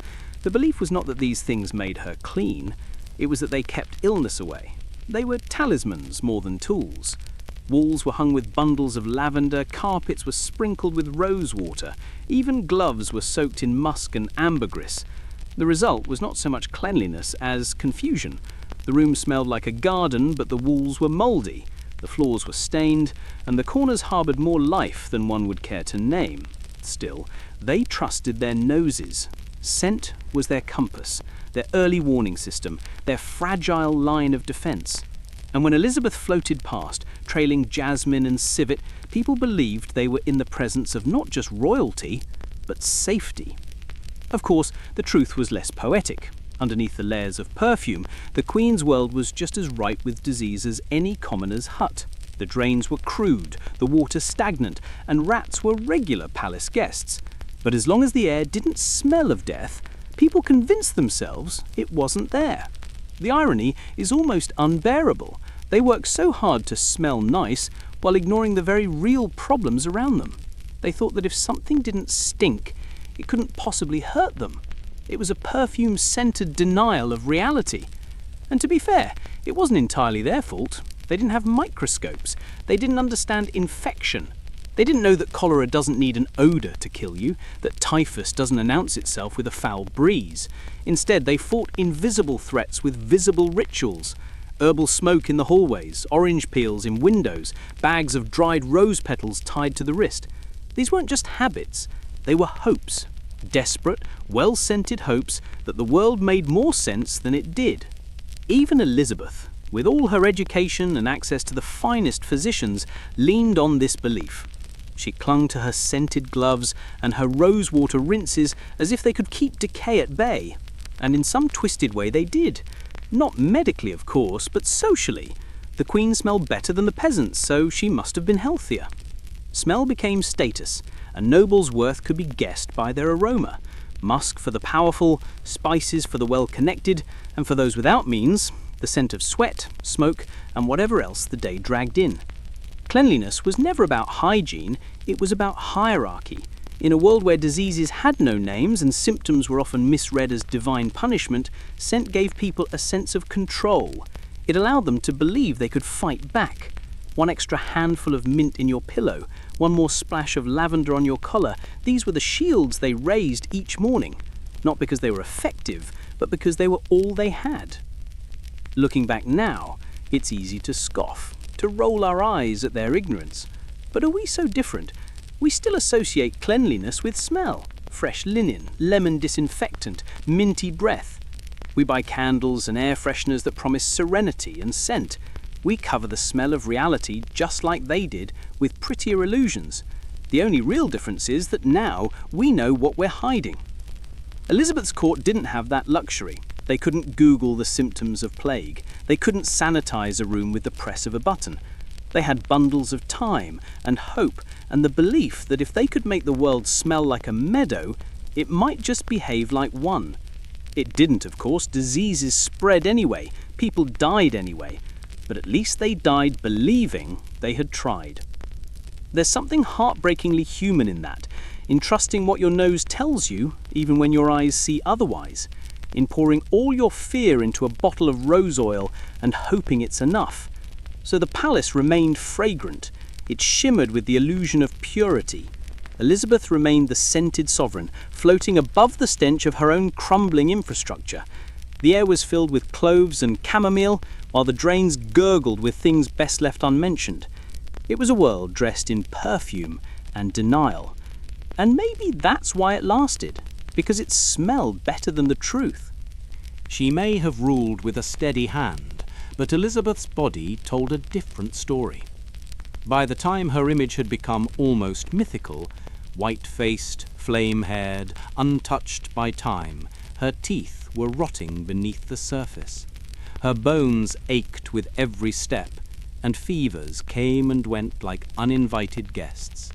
But the show had to go on. In a court built on appearances, pain had no place. So she hid it, not just from her people, but from her closest advisors, her courtiers, and sometimes, perhaps, from herself. Each morning she put on the armor of royalty, thick layers of lead-based makeup, dresses stiff with embroidery and perfume, and the practiced smile of someone who knew her presence was more powerful than her pulse. Toothaches were ignored. Exhaustion was masked beneath powdered cheeks. She stood through ceremonies with clenched jaws and eyes that gave away nothing. Even when fever burned through her body, she insisted on being seen, dressed in white, looking like a ghost of strength. But flesh has limits, even when dressed in velvet. When her body gave out, when she could no longer manage to sit through another meeting or stand through another procession, she retreated, not to a hospital or an infirmary, but to her private chambers, where only a small circle of trusted attendants and physicians were allowed. The curtains would close, and outside the walls of her room, rumors would begin. She was resting.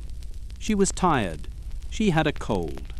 Anything but the truth, because the truth would have been too human. Inside those chambers, the Queen stopped being a symbol and started being a patient. She winced as infected teeth throbbed through sleepless nights.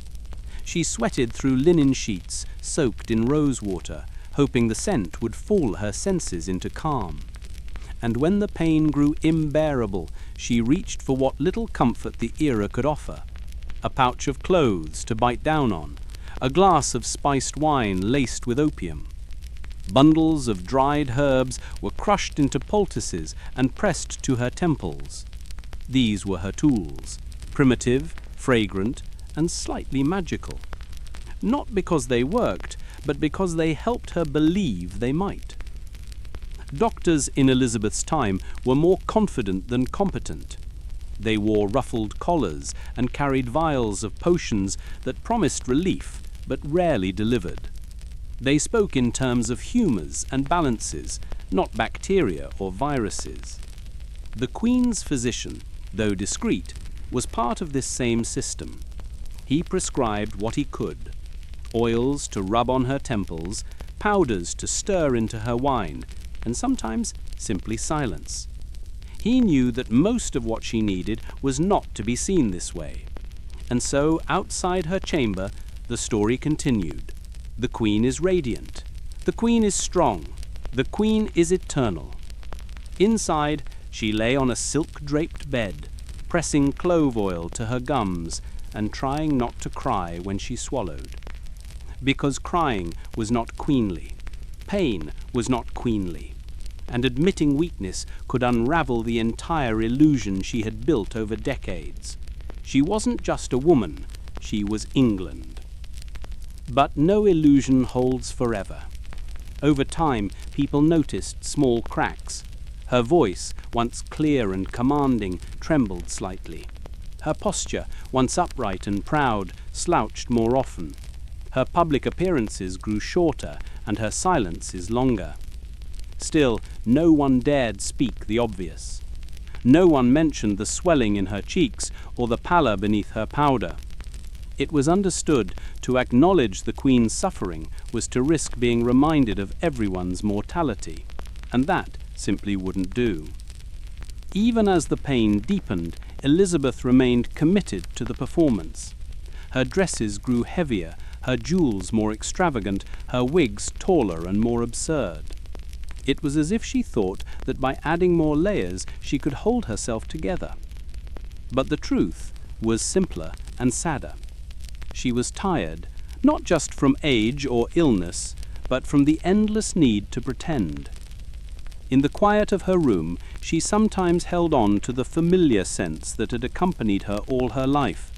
Lavender crushed between her fingers, sage hung near the fireplace, the bitter edge of poppy syrup coating her tongue. They weren't just comforts, they were constants in a world where everything else was slipping away. Her body, her strength, even the loyalty of her courtiers who were already whispering about succession. Some say she fought death with pride. Others say she simply refused to admit defeat. But perhaps it was neither. Perhaps she just didn't know how to stop being queen. The crown had become her skin, and removing it meant revealing what was underneath, a tired, aching woman who had long since run out of strength, but still showed up because that's what the role demanded. By the end, even her physicians couldn't do much more than watch. The opiates dulled her senses, but the infection in her mouth never fully went away. Her nights were restless, her dreams fogged with fever and regret. She no longer trusted mirrors. She no longer trusted her own reflection. Instead, she surrounded herself with symbols, paintings, music, candles, and fragrance. Anything that reminded her of who she had been. Anything that made her feel less like a patient and more like a queen. Looking at it now, it feels both tragic and predictable. Of course she hid it. Of course she denied it. Because in her world, vulnerability wasn't just uncomfortable, it was dangerous. A queen who limped was a queen who could be replaced. A queen who winced in pain was a queen who invited questions. So she smiled through rotting teeth and stood through waves of nausea. And when it became too much, she vanished behind scented curtains and let the legend take over. In the end, her greatest act wasn't in how she led or how she fought. It was in how she managed to be so profoundly human while convincing the world she wasn't. All it took was a little perfume, a little poppy, and a lot of pretending. Of all the things Elizabeth sacrificed for her crown, perhaps the most painful was the right to appear unwell. Her kingdom could bear storms and rebellions, but the sight of a faltering monarch was unthinkable. In her world, sickness was not just an inconvenience, it was a threat to power, a blemish on the illusion she had so carefully constructed. So she refused to show it. Her health declined quietly behind doors that rarely opened, while the woman herself continued to glide through ceremonies, draped in satin, painted in powder, and smiling through the ache. Her image mattered more than her comfort. When her legs grew weak and her spine stiffened, she chose heels instead of slippers. When her jaw throbbed with pain, she chose laughter over silence. And when her pulse fluttered irregularly in her neck, she stood straighter, held her chin higher, and pretended that the world beneath her feet was as steady as ever. She did not limp, she did not lean, and if she stumbled, it was because the floor was uneven, not because her body was betraying her. White gowns became her signature, not because they were practical or flattering, but because they made her look like something beyond human. They shimmered under candlelight, reflected purity, and whispered of invincibility. No one wanted to imagine their queen curled in bed, clutching at her ribs, or moaning from a toothache. They wanted a statue, a presence, a myth brought to life. And Elizabeth gave it to them every single day. The court played its part too. They bowed a little lower when she seemed tired. They laughed a little louder when her voice cracked. No one dared speak of the sweat that beaded on her forehead or the trembling in her hands. Those details were quietly ignored, brushed aside like crumbs from the banquet table. It was understood that keeping the illusion alive was a shared responsibility. To serve the crown was to protect its dignity, even when the body beneath it was falling apart. Behind closed doors, however, the work of concealment was exhausting. Her maids were tasked not only with dressing her, but with disguising the physical toll of her age. Corsets were tightened to force a straighter posture. Extra padding was sewn into her gowns to create the illusion of fullness where there was now frailty. Makeup was applied not just to beautify, but to hide. Rouge for the cheeks, chalk for the jawline, and a thin layer of gloss on the lips to mask how dry they had become. Every appearance was a performance. The makeup room was her backstage. The corridors of Whitehall were her stage, and the eyes of England were her audience. Even when she could barely lift her arms to wave, she still waved. Even when her teeth ached so badly she could not chew, she sat at banquets and picked at her food, pretending to enjoy the feast. There was a script to follow, and she knew every line by heart. Sometimes she sat for portraits during these low moments. Artists were instructed to paint her youth, not her truth. They smoothed the wrinkles, brightened the eyes, and erased the veins on her hands. The result was a woman who had long since disappeared from the mirror. But that woman still ruled in oil and canvas, frozen in time, forever untouched. These portraits became the propaganda of strength, reinforcing what her body could no longer uphold. And still she kept going. Perhaps it was pride, perhaps it was fear, or perhaps she simply did not know how to be anything but queen. To step away, to rest, to admit weakness felt like opening the door to chaos. She had reigned for so long that her presence had become the foundation of stability. If she faltered, who else might follow? So she bore it. The back pain, the headaches, the fatigue that seeped into her bones like cold rain. She bore it with grace, with stubbornness, and with an uncanny ability to pretend that everything was fine. Even when the audience was just a handful of courtiers in a drafty hall, she still gave them the queen they expected, and they, in turn, never asked for more. There was something almost tragic in this pact. A court that could not speak the truth, a monarch who could not show it, and a country that preferred illusion to reality. It was not that people didn't care about her health, they simply did not want to see it. They had been taught to associate her with permanence. To admit her mortality was to shatter the very idea of Elizabeth. In private, some whispered concerns. A few old advisers exchanged glances when she stumbled. One or two maids wept quietly when they changed the linen soaked in sweat, but none of it reached the surface. None of it ever touched the public stage. Elizabeth remained untouched, or so it seemed. From a distance, her court looked like a celebration, but close up, it was a balancing act. Everyone walked carefully. Everyone avoided the cracks. The throne was still upright, but the floor beneath it creaked, and the queen, magnificent as ever, stood right in the centre, smiling, nodding, commanding, while pretending not to feel it shake. In a way, this was her final triumph, not the wars she won, nor the enemies she outwitted, but this, the sheer willpower to keep standing when every part of her body asked to sit, the courage to keep performing when the curtain should have closed, and the dignity to make sure that when she finally left the stage, it would be with applause, not pity. As we move toward what came next, one thing becomes clear. Elizabeth's image did not outlive her by accident. It was carefully constructed, fiercely maintained, and painfully worn. She gave everything to it, even when there was very little left to give. And in doing so, she ensured that history would remember the Queen, not the woman.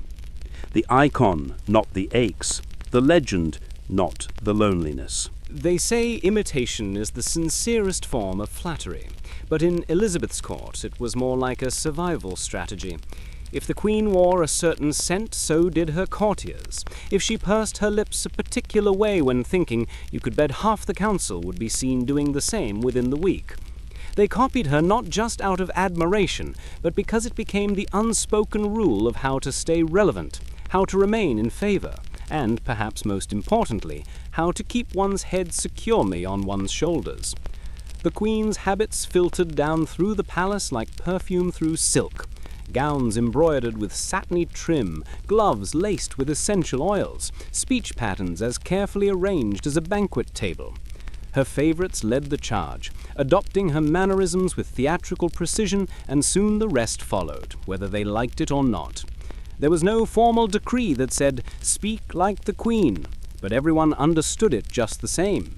Her way of speaking became court language, her posture became court etiquette, and her scent, well, that became court atmosphere. It started subtly, a head tilt, a hand flourish, a carefully timed pause in conversation. Then came the gloves. Not just any gloves, of course, but gloves soaked in rose oil, trimmed with lace, and stored in sachets of crushed lavender. After a while, entering the council chamber began to feel like walking into a perfumery. The air was heavy with florals, spices, and something more musky lingering underneath. Some of the older gentlemen took to it with quiet reluctance, babbing just a touch of perfume on their cuffs and hoping it would be enough. The younger ones, however, embraced the trend with dangerous enthusiasm. One unfortunate young lord, desperate to impress at a royal banquet, was reportedly doused himself in so much musk and ambergris that he nearly passed out before dessert. His doublet reeked for days, causing several nearby servants to gag during morning prayers. And once, according to a half-whispered tale that was never officially confirmed, the sleeve of his embroidered coat caught the edge of a candle. With all that oil and powder clinging to his clothes, he went up like a bonfire in a churchyard. Luckily, he survived with only singed pride and a new nickname that followed him for the rest of his career. No one told him to stop. Instead, the story passed through the palace halls like a cautionary joke, not about overdoing the scent, but about standing too close to candles. The lesson was not to be less fragrant, but to be more careful with open flames. To be fair, the Queen herself had created this environment. She had made fragrance a symbol of taste, rank, and refinement. It was never just about smelling pleasant. It was about sending a message. I am above the filth. I am beyond decay. My body does not rot. It glows, it sparkles, it smells of roses and spice, not of sweat or mortality. And if the Queen smelled this way, then her council had better keep up. They mimicked her in other ways too. Her pacing, her phrasing, the habit of tapping a ringed finger on the armrest when bored. Some adopted her cautious diplomacy, pausing just long enough before answering questions to seem clever, even when they weren't. Others practiced the art of seeming disinterested while intensely listening, a skill the Queen had perfected over years of managing liars and flatterers. In meetings, her courtiers began to echo her turns of phrase, sometimes unintentionally, sometimes with such exaggeration that it was hard not to smirk. A few took it too far. There were attempts to recreate her legendary wardrobe choices. One lord arrived in a white satin ensemble so heavily powdered that his shoulders resembled pastry tops. Another tried to replicate the Queen's distinct high ruff, only to find himself unable to turn his head without poking the ear next to him in the eye. But these were accepted as signs of loyalty, not mockery. Everyone understood that looking ridiculous was a small price to pay for royal favor. Even their laughter changed. Elizabeth had a particular way of chuckling at courtly wit, a controlled, melodious sound that never shook her shoulders. Soon the council chamber echoed with a chorus of imitations. Deep belly laughs were considered vulgar. Instead, humor was acknowledged with refined chuckles, polite nods, and the occasional raise of a perfumed handkerchief. The effect was surreal. An entire room full of grown men and women subtly pretending to be one woman, their individuality gently set aside, not out of fear exactly, but out of devotion to the strange theater they had built together. To belong, one had to blend in. To stand out, one had to imitate her perfectly. And so the council became a mirror, each reflection slightly warped, but unmistakably modeled after the same image. The palace grew quieter in its absurdity. The louder the sense became, the more controlled the movements, the bolder the outfits, the softer the voices. It was as though they were all performing inside a glass box, pretending not to sweat, not to age, not to think about the rot beneath the floorboards or the aches in their knees. The Queen had taught them well. Decay, after all, was not to be acknowledged. It was to be perfumed and ignored. And yet there was something tragically amusing about the whole act. Here was a group of powerful nobles dressed in silks and sprayed with musk, tiptoeing through history in the hopes of staying in character. One wrong scent, one misplaced gesture, and they might find themselves on the outside. Not banished, perhaps, but quietly forgotten, lost beneath the powder and perfume of someone else's shadow. It worked for a time. The illusion held. The Queen remained the sun, and her court spun around her, golden and sweet-smelling and slightly inflammable. But behind the scents and the smiles there lingered a quiet truth that no rose oil could mask. They were all afraid of losing status, of aging, of being seen for what they were. Just people. Sweaty, flawed, aging people. And that, more than anything, kept them reaching for the perfume. For all the grandeur of Elizabethan architecture, there was one thing noticeably absent from the Queen's priorities: proper sewage. Elizabeth, so meticulous about her appearance and the scent of her court, seemed to ignore the realities beneath her feet. Pipes, drains, and underground flow systems were left to plumbers and servants, not queens. She would rather commission another portrait than approve funding for a new drainage system on the Whitehall. While court painters immortalized her in luminous white gowns, the corridors below quietly fermented. A mix of human waste, kitchen runoff, and the occasional dead rat made its sluggish way through outdated channels, many of which had cracked or collapsed. But Elizabeth's attention was fixed above ground, on tapestries, jewellery, and royal festivities, not on the faint but persistent scent of rot curling up through the floorboards. It wasn't that the problem went unnoticed. Courtiers sometimes commented, in the most delicate terms, on the peculiar smells near certain stairwells or the dampness in the West Wing. A visiting ambassador once described the palace as sumptuous, though with a certain earthy vigour in the air. But Elizabeth, always more focused on perception than plumbing, treated the problem as one might treat a draught, by closing a window and pretending it had vanished. The money was there. England could have afforded new pipes, but the Queen had a different legacy in mind. In her view, the court should shimmer with light and luxury, not stink of leadwork and trench digging. So funds went to lavish banquets, pageants, and imported fabrics, while the smell beneath the palace slowly climbed the stairs like an uninvited guest. To her credit, she tried to mask the issue in her own way. More herbs, more incense, and more bowls of dried flowers were placed in corners.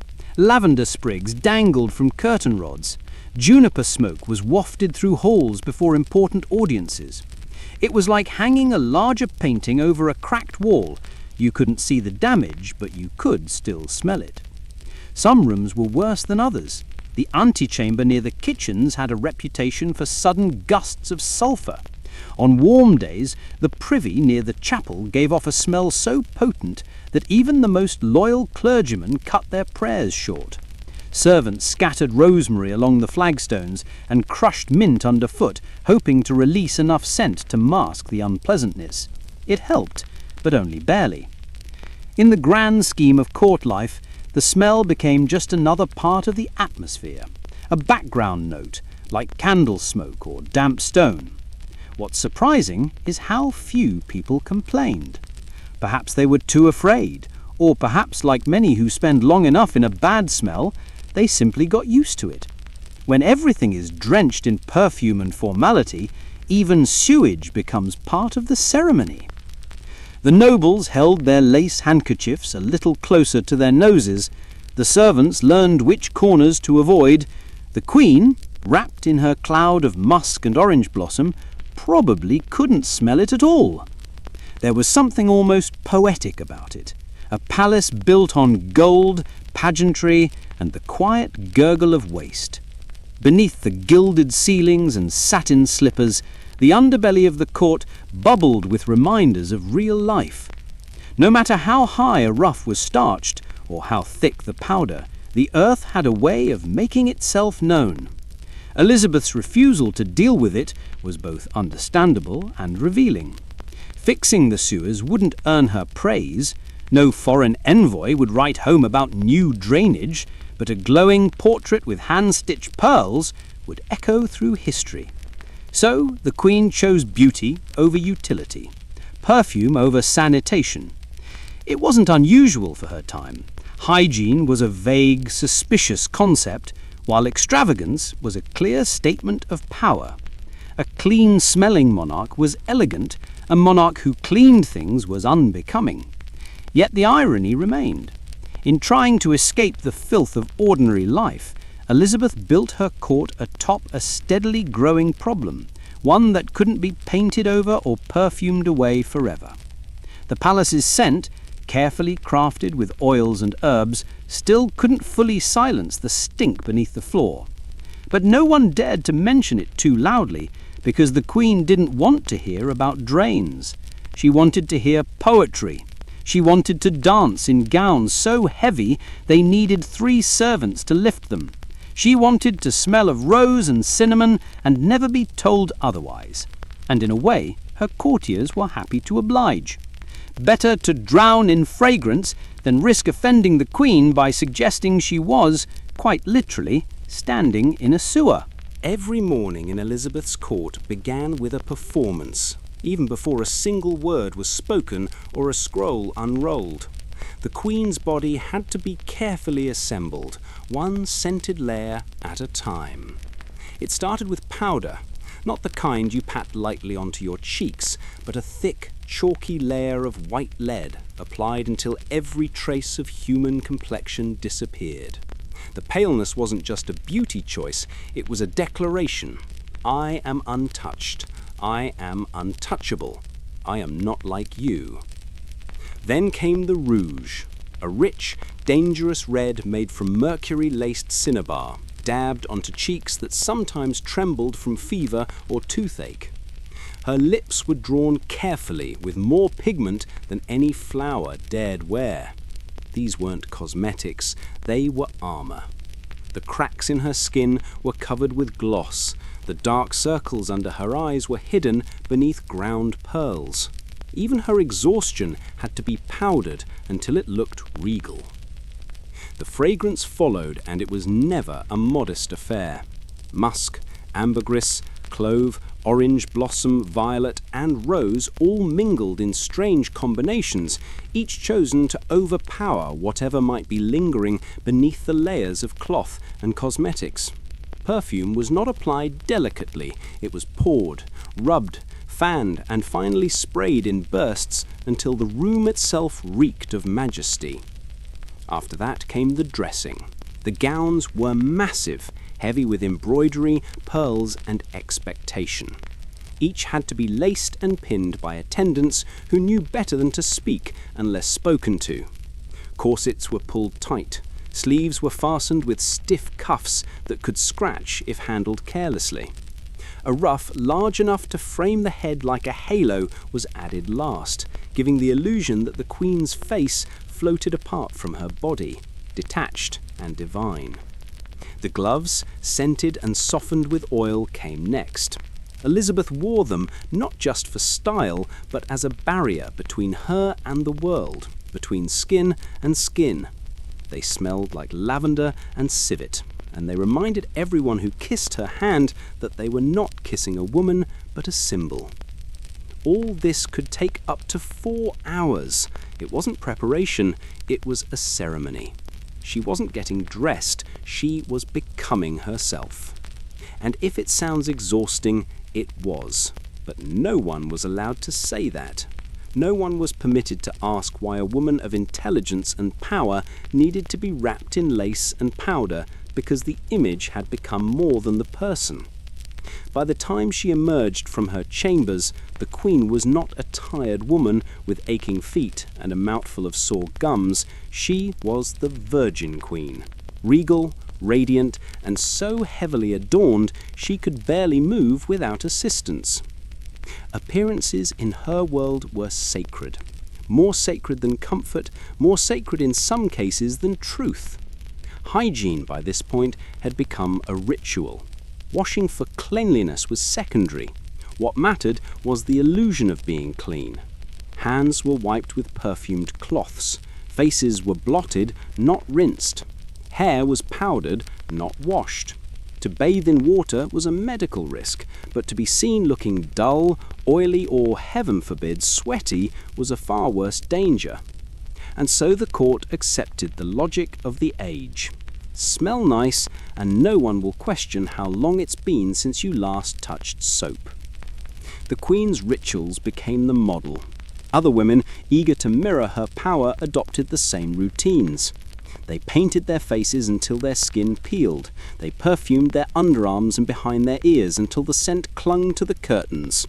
They wore dresses so stiff and wide they couldn't fit through doors without turning sideways. And they smiled through it all. Because that was the job. Not to be comfortable, not even to be clean, but to be beautiful. Always.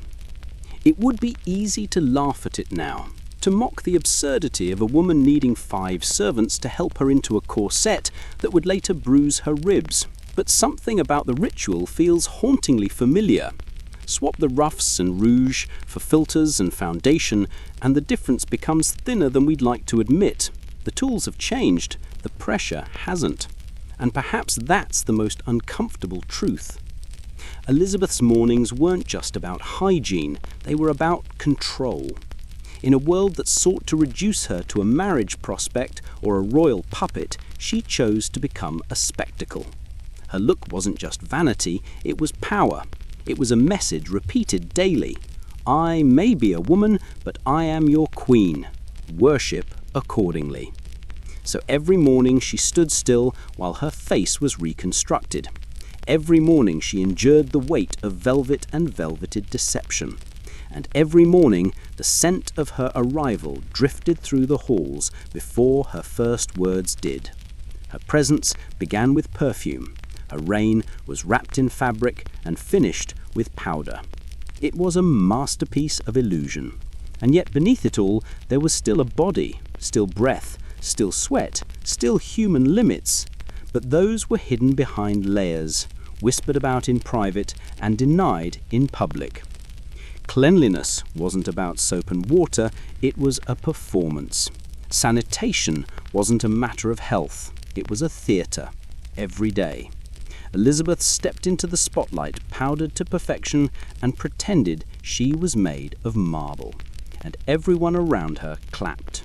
By the time the powdered veil was set and the ruffled collar pressed flat, Elizabeth's body had long stopped being her own. It belonged to England now. Not as a woman, not even as a queen in the personal sense, but as an emblem, a monument, a symbol made flesh. dressed in silver brocade and lacquered in rosewater.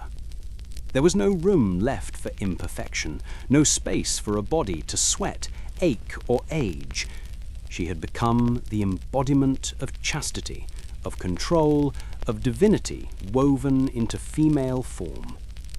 But being that symbol came with a cost, and not just the morning hours spent transforming herself into an icon. Her skin no longer had the right to break out. Her breath wasn't allowed to smell of illness. Her stomach wasn't permitted to grumble at the wrong time. Cleanliness, or the suggestion of it, became not only a matter of decorum, but of national stability. Because if the Virgin Queen was seen as dirty, as human, the illusion would start to crumble. A stain on her gown could ripple through court gossip like wildfire. A yellow tooth or damp armpit might not sound like treason, but when your power is built on image, even the smallest blemish can feel like a threat. Dirt, in this context, wasn't just physical, it was symbolic, and symbols weren't supposed to have flaws. So she played her role with dedication. Perfume wasn't just a preference, it was insurance. The layers of lavender, ambergris, and crushed herbs weren't for delight. They were there to hide the danger, to smother any human scent that might betray the fact that beneath the crown sat a body like any other. A body that was tired, a body that ached, a body that, God forbid, could smell. Other women at court took the hint. The expectation wasn't simply to look your best, it was never to appear real. Courtly women stuffed their dresses with sachets and scented wool. They painted over blemishes with lead and wiped their hands with vinegar instead of water. They had learned that being clean was not the same as being seen as clean, and being seen as clean was everything. It's hard to overstate how fragile the balance was. Elizabeth's reign balanced between the reverence of her people and their suspicion of her independence. She had no husband, she had no children. She only had her image and the power it allowed her to hold. A queen who ruled alone needed more than a scepter. She needed myth, and myths cannot sweat. So she polished every surface. Her public addresses were careful performances. Her portraits showed an unchanging mask of youth. Even as her joints stiffened and her teeth fell out, her image remained spotless. The same snow-white face, the same crimson cheeks, the same perfume cloud walking one step ahead of her. She preserved the story because the story preserved her throne. The tragedy, of course, is how familiar it all still feels. Even now, women's bodies are often treated more like billboards than biology. They are judged for how they appear, not how they feel. Scented, shaven, smooth and smiling. Whether in royal courts or modern offices, the expectation hasn't fully vanished. The language may have changed, but the demand remains. Elizabeth wasn't the only one trapped in this performance, but she was the one who performed it best, and perhaps that's why she survived. Where other rulers were undone by betrayal or war, she was only undone by time. Her enemies couldn't smell weakness on her because she didn't allow it. She was, to the very end, immaculate. Or at least she appeared so. Behind the scenes, the labour of this illusion was relentless. Servants rotated out her perfume gloves. Physicians dabbed scented oils on her temples when the headache struck. She avoided strong sunlight, which might reveal the cracks in her makeup. The illusion was not effortless. It was a full-time job. But the alternative, being seen as merely human, was too risky. So Elizabeth became a body without a body, a presence without a pulse, and in doing so, she reminded everyone else at court that their bodies were liabilities. To be soft, sweaty, or spotted was to be lesser. It was to be vulnerable. And in a court where power clung to those who could hide their flaws best, smelling like flowers became policy. This is why even her bodily functions had to be disguised. Her close stool looked like a padded chair, elegant and unobtrusive. The chamber was aired with dried herbs. The odour was masked with rose vinegar and musk. Nothing unpleasant could be associated with the Queen's person, not even reality. Especially not reality. In the end, the odour that surrounded her became more than a scent. It was a signal, a warning, a curtain between her and the world. She smelled like a queen because she had to. Because in an era where power didn't forgive weakness and where women had to fight twice as hard to be taken seriously, a hint of body odour could undo years of diplomacy. And so, while her subjects may have loved her, they did not know her. They knew the image, the ritual, the layers, the legend, the smell of her glove, but not the woman who wore it. Her body had become a battleground of expectations, and somewhere under the lace, beneath the powdered skin, behind the ambergris and rose petals, a real person sat quietly, trapped in silk and story. Elizabeth's hygiene routine wasn't about feeling good, it was about staying untouchable. And as long as the myth smelled sweet, the kingdom stayed intact. Centuries have passed since Elizabeth last powdered her face or dabbed rose water behind her ears. Yet her hygiene, or lack of it, refuses to be buried with her. Today, she lives on not just in textbooks or marble statues, but in TikToks, podcasts, and late-night comedy shows. Her bathing habits have been dissected with a mix of morbid curiosity and awkward laughter, as if the modern world cannot quite believe that someone so powerful could also be so pungent. It's a strange kind of fame, not the glory of a warrior or the reverence of a saint, but something closer to a historical meme. She ruled an empire but didn't shower, the punchline goes. It's absurd and yet undeniably fascinating. In an age when most people carry hand sanitizer and judge celebrities for skipping deodorant, the idea of a queen avoiding water entirely feels both grotesque and thrilling. There's something addictive about the contradiction. How could a woman at the height of power, controlling armies and courts, also be someone who avoided bathing as if it were a trap? How could a mind so sharp exist beneath a wig that hadn't been washed in years? The paradox hits like a bad perfume, both shocking and oddly compelling.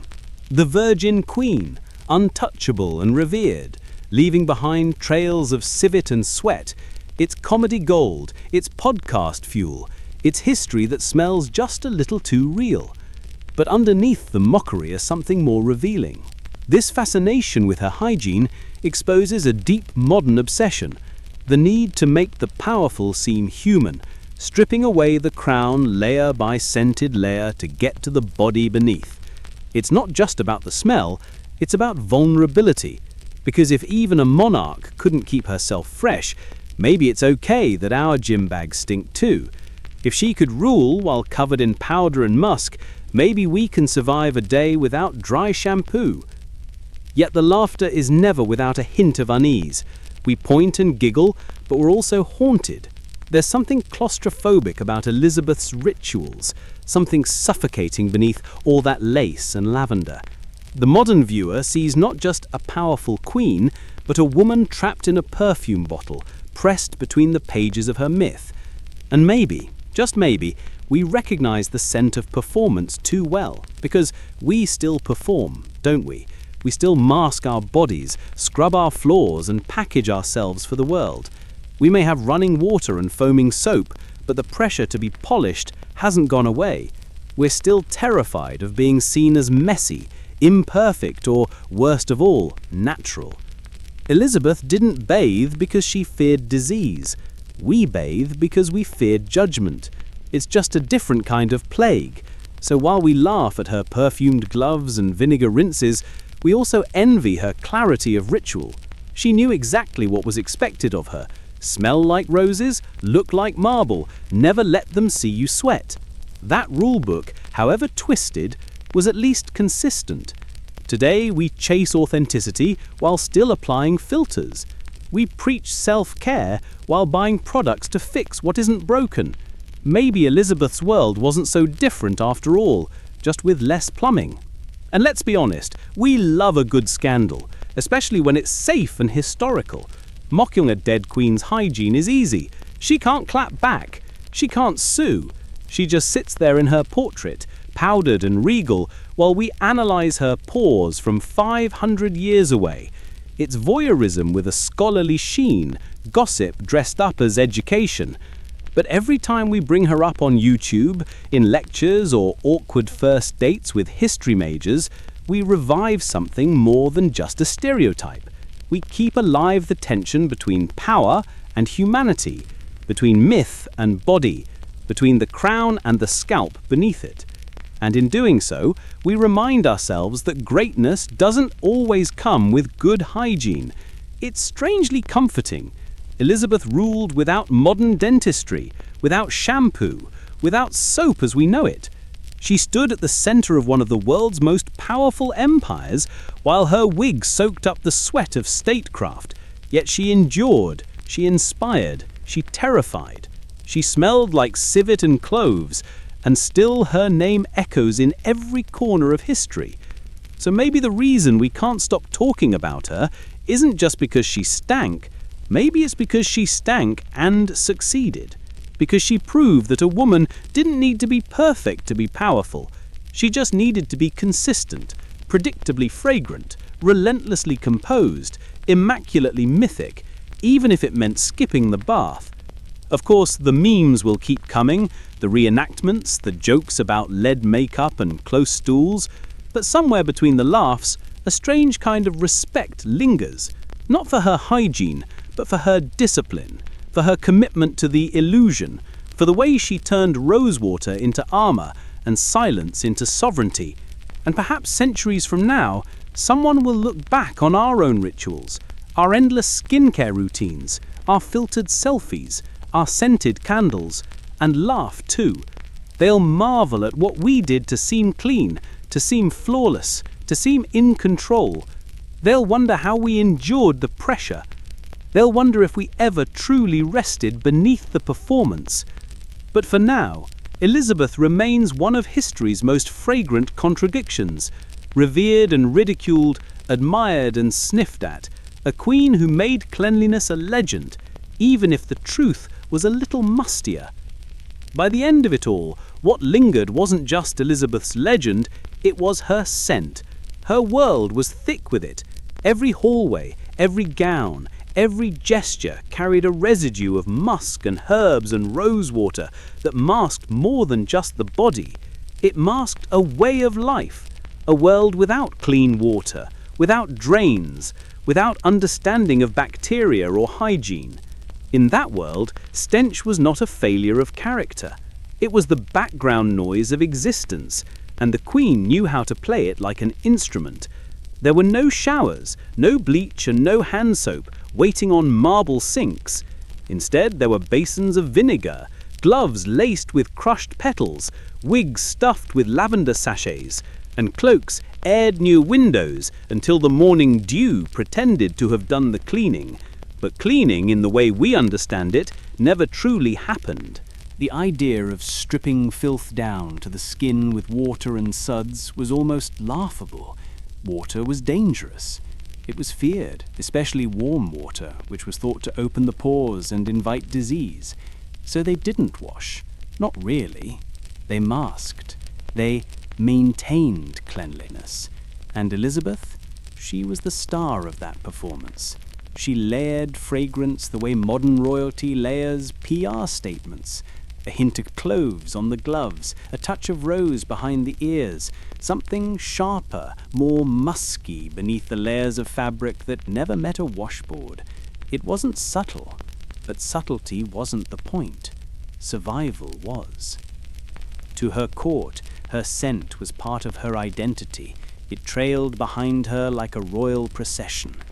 People spoke of it with admiration, though none would admit they were grateful it masked the truth being that under the velvet and pearls and powdered cheeks, the Queen was a person, a human being, sweating and aching like the rest of them, and sometimes smelling like it. But she understood the assignment. Queens weren't supposed to be human. They were supposed to be ideas, and ideas, conveniently, don't sweat. Of course, Elizabeth didn't invent this system. She inherited it. What she did was perfect it. She took the olfactory expectations of her time and elevated them to an art form. Every scented glove, every perfumed kerchief, every herb-stuffed bodice became part of her daily armor. And the stench of the palace, that sour cocktail of trampled rushes, candle grease, and bodily odor, was the enemy she battled without lifting a sword. She couldn't control the sewage systems, or lack thereof. She couldn't reroute the river of waste that occasionally meandered too close to royal quarters, but she could control how her body was perceived. She could build a wall of scent so thick it felt impenetrable, not from illness, of course, that came anyway, but from scrutiny, from the fear that if anyone got too close, they'd see her as just a woman, not a queen, and certainly not a virgin one. The absurd part, it worked for decades. Ministers, ambassadors, poets, lovers, everyone walked away believing the fantasy, or at least respecting it enough to keep their mouths shut. They marveled at her image, her youthfulness, her energy. Even as her teeth darkened and her bones ached, the odor of decay was real. But so was the commitment to illusion. She painted over pain, she powdered over mortality, and history somehow thanked her for it. If it all sounds theatrical, that's because it was. The palace was a stage. Elizabeth was the lead, and every day was an act of erasure, not of personality, but of vulnerability. She hid the blemishes, the fatigue, the rot, beneath layers of powder and perfume. And everyone played along, not because they were fooled, but because they needed the fantasy as much as she did. A fragile court propped up by the idea that the Queen could never smell bad, could never fall ill, could never die. Today, we look back with a mixture of horror and fascination. We dissect her cosmetics, analyze her dental woes, and shake our heads at the lack of plumbing. But there's a part of us that also envies her. Not the filth, certainly, not the pain, but the power of illusion, the ability to curate an identity so potent it could outlive the person. She built herself not just into a monarch, but into a symbol, one that could outlast the stench of the age she lived in. Because that age was, by modern standards, absolutely filthy. Streets were cesspools, food went off quickly, rats were as common as chairs, the air was heavy with soot, and the rivers were more sewage than stream. Everyone stank. Everyone knew. No one could do much about it. And so they did what humans do best. They adjusted. They layered meaning onto their smells. A woman who smelt of rosemary was refined. A man who stank of leather and sweat was rugged. A monarch who smelt like incense and citrus, divine. That, perhaps, is the key to understanding Elizabeth's legacy. She didn't deny the stink. She transcended it. She turned it into a metaphor. And in doing so, she left behind not just a throne, but a blueprint for how to rule in an unclean world, not by washing, but by enchanting, not by scrubbing, but by distracting. Even her death didn't entirely dispel the perfume. The legend held, and centuries later we still picture her, powdered and pristine, framed by candlelight, untouched by grime. Never mind the real body beneath. That part was edited out on purpose because the truth would have smelled a little too real. So when we remember her now, let's not sanitize the past. Let's remember the perfumes and the plague, the incense and the infection. Let's remember that power has always depended on presentation, and sometimes all it takes to rule the room is smelling slightly better than everyone else. Now rest. Let the scent of history settle. You've walked through powdered halls and fragrant deception long enough for one night. It's time to close your eyes and drift far, far from the court of rose-scented masks. The Queen sleeps now, and so should you. Good night, traveller. May your dreams be clean, even if history was not. Compared to the rest of Tudor England, Elizabeth was practically a saint of cleanliness.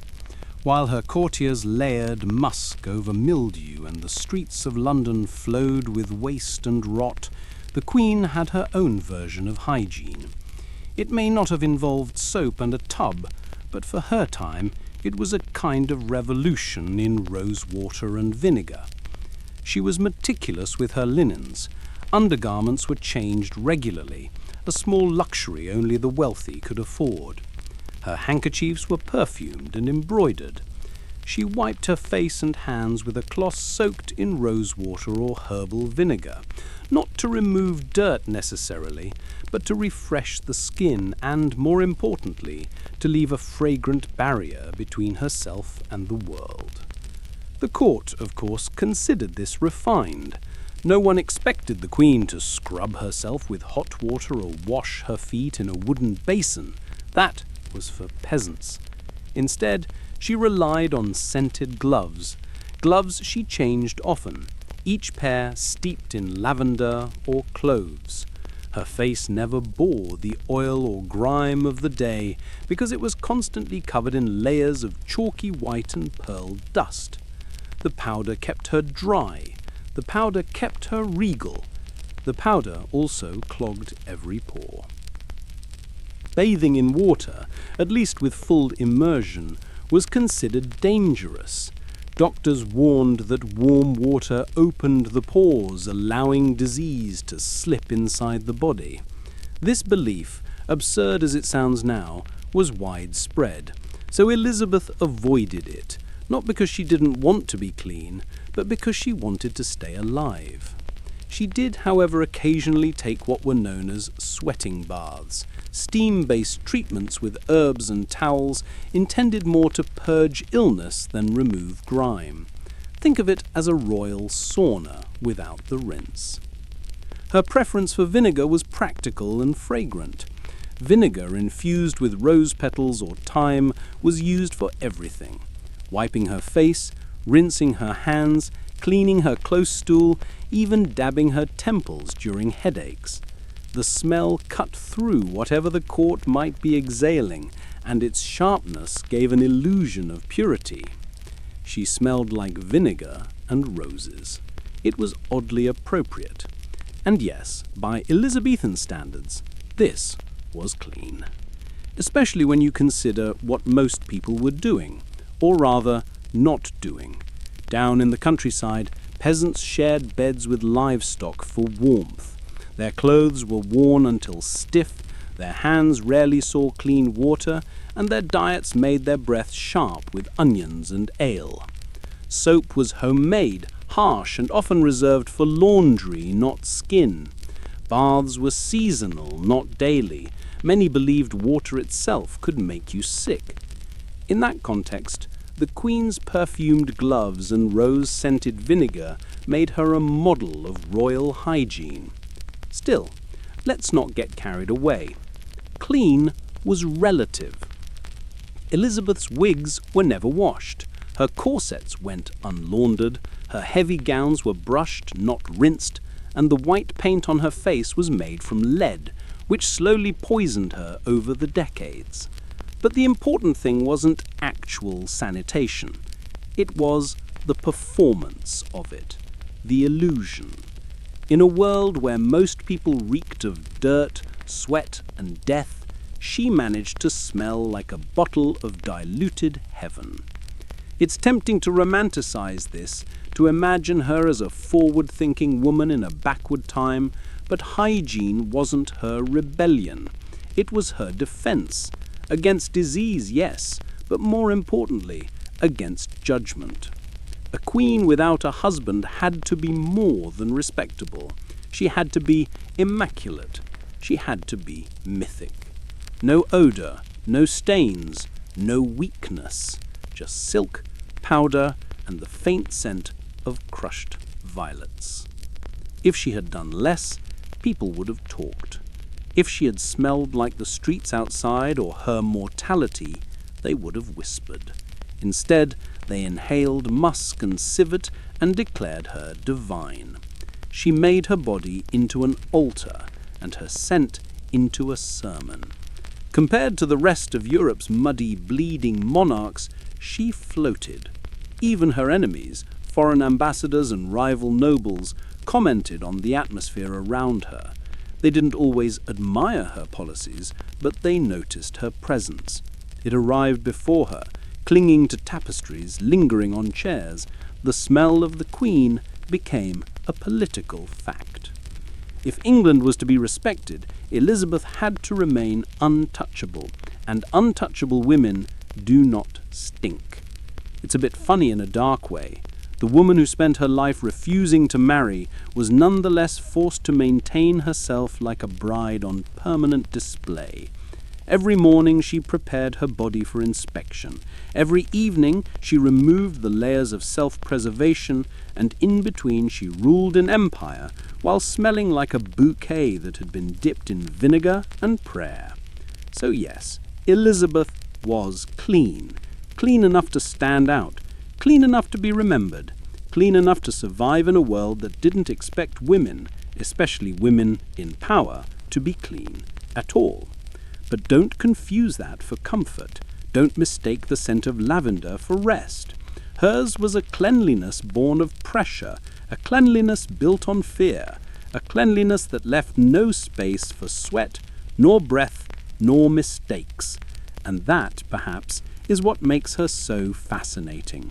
She managed to stay clean in the dirtiest of times, not because she loved cleanliness, but because she needed to. The crown didn't just sit on her head, it weighed on every inch of her body, and so she bathed in perfumes, powdered her bones, and emerged each day, not as a woman, but as a miracle in silk. Tomorrow, like every day before, she would wake and begin the ritual again, because miracles, even scented ones, require maintenance.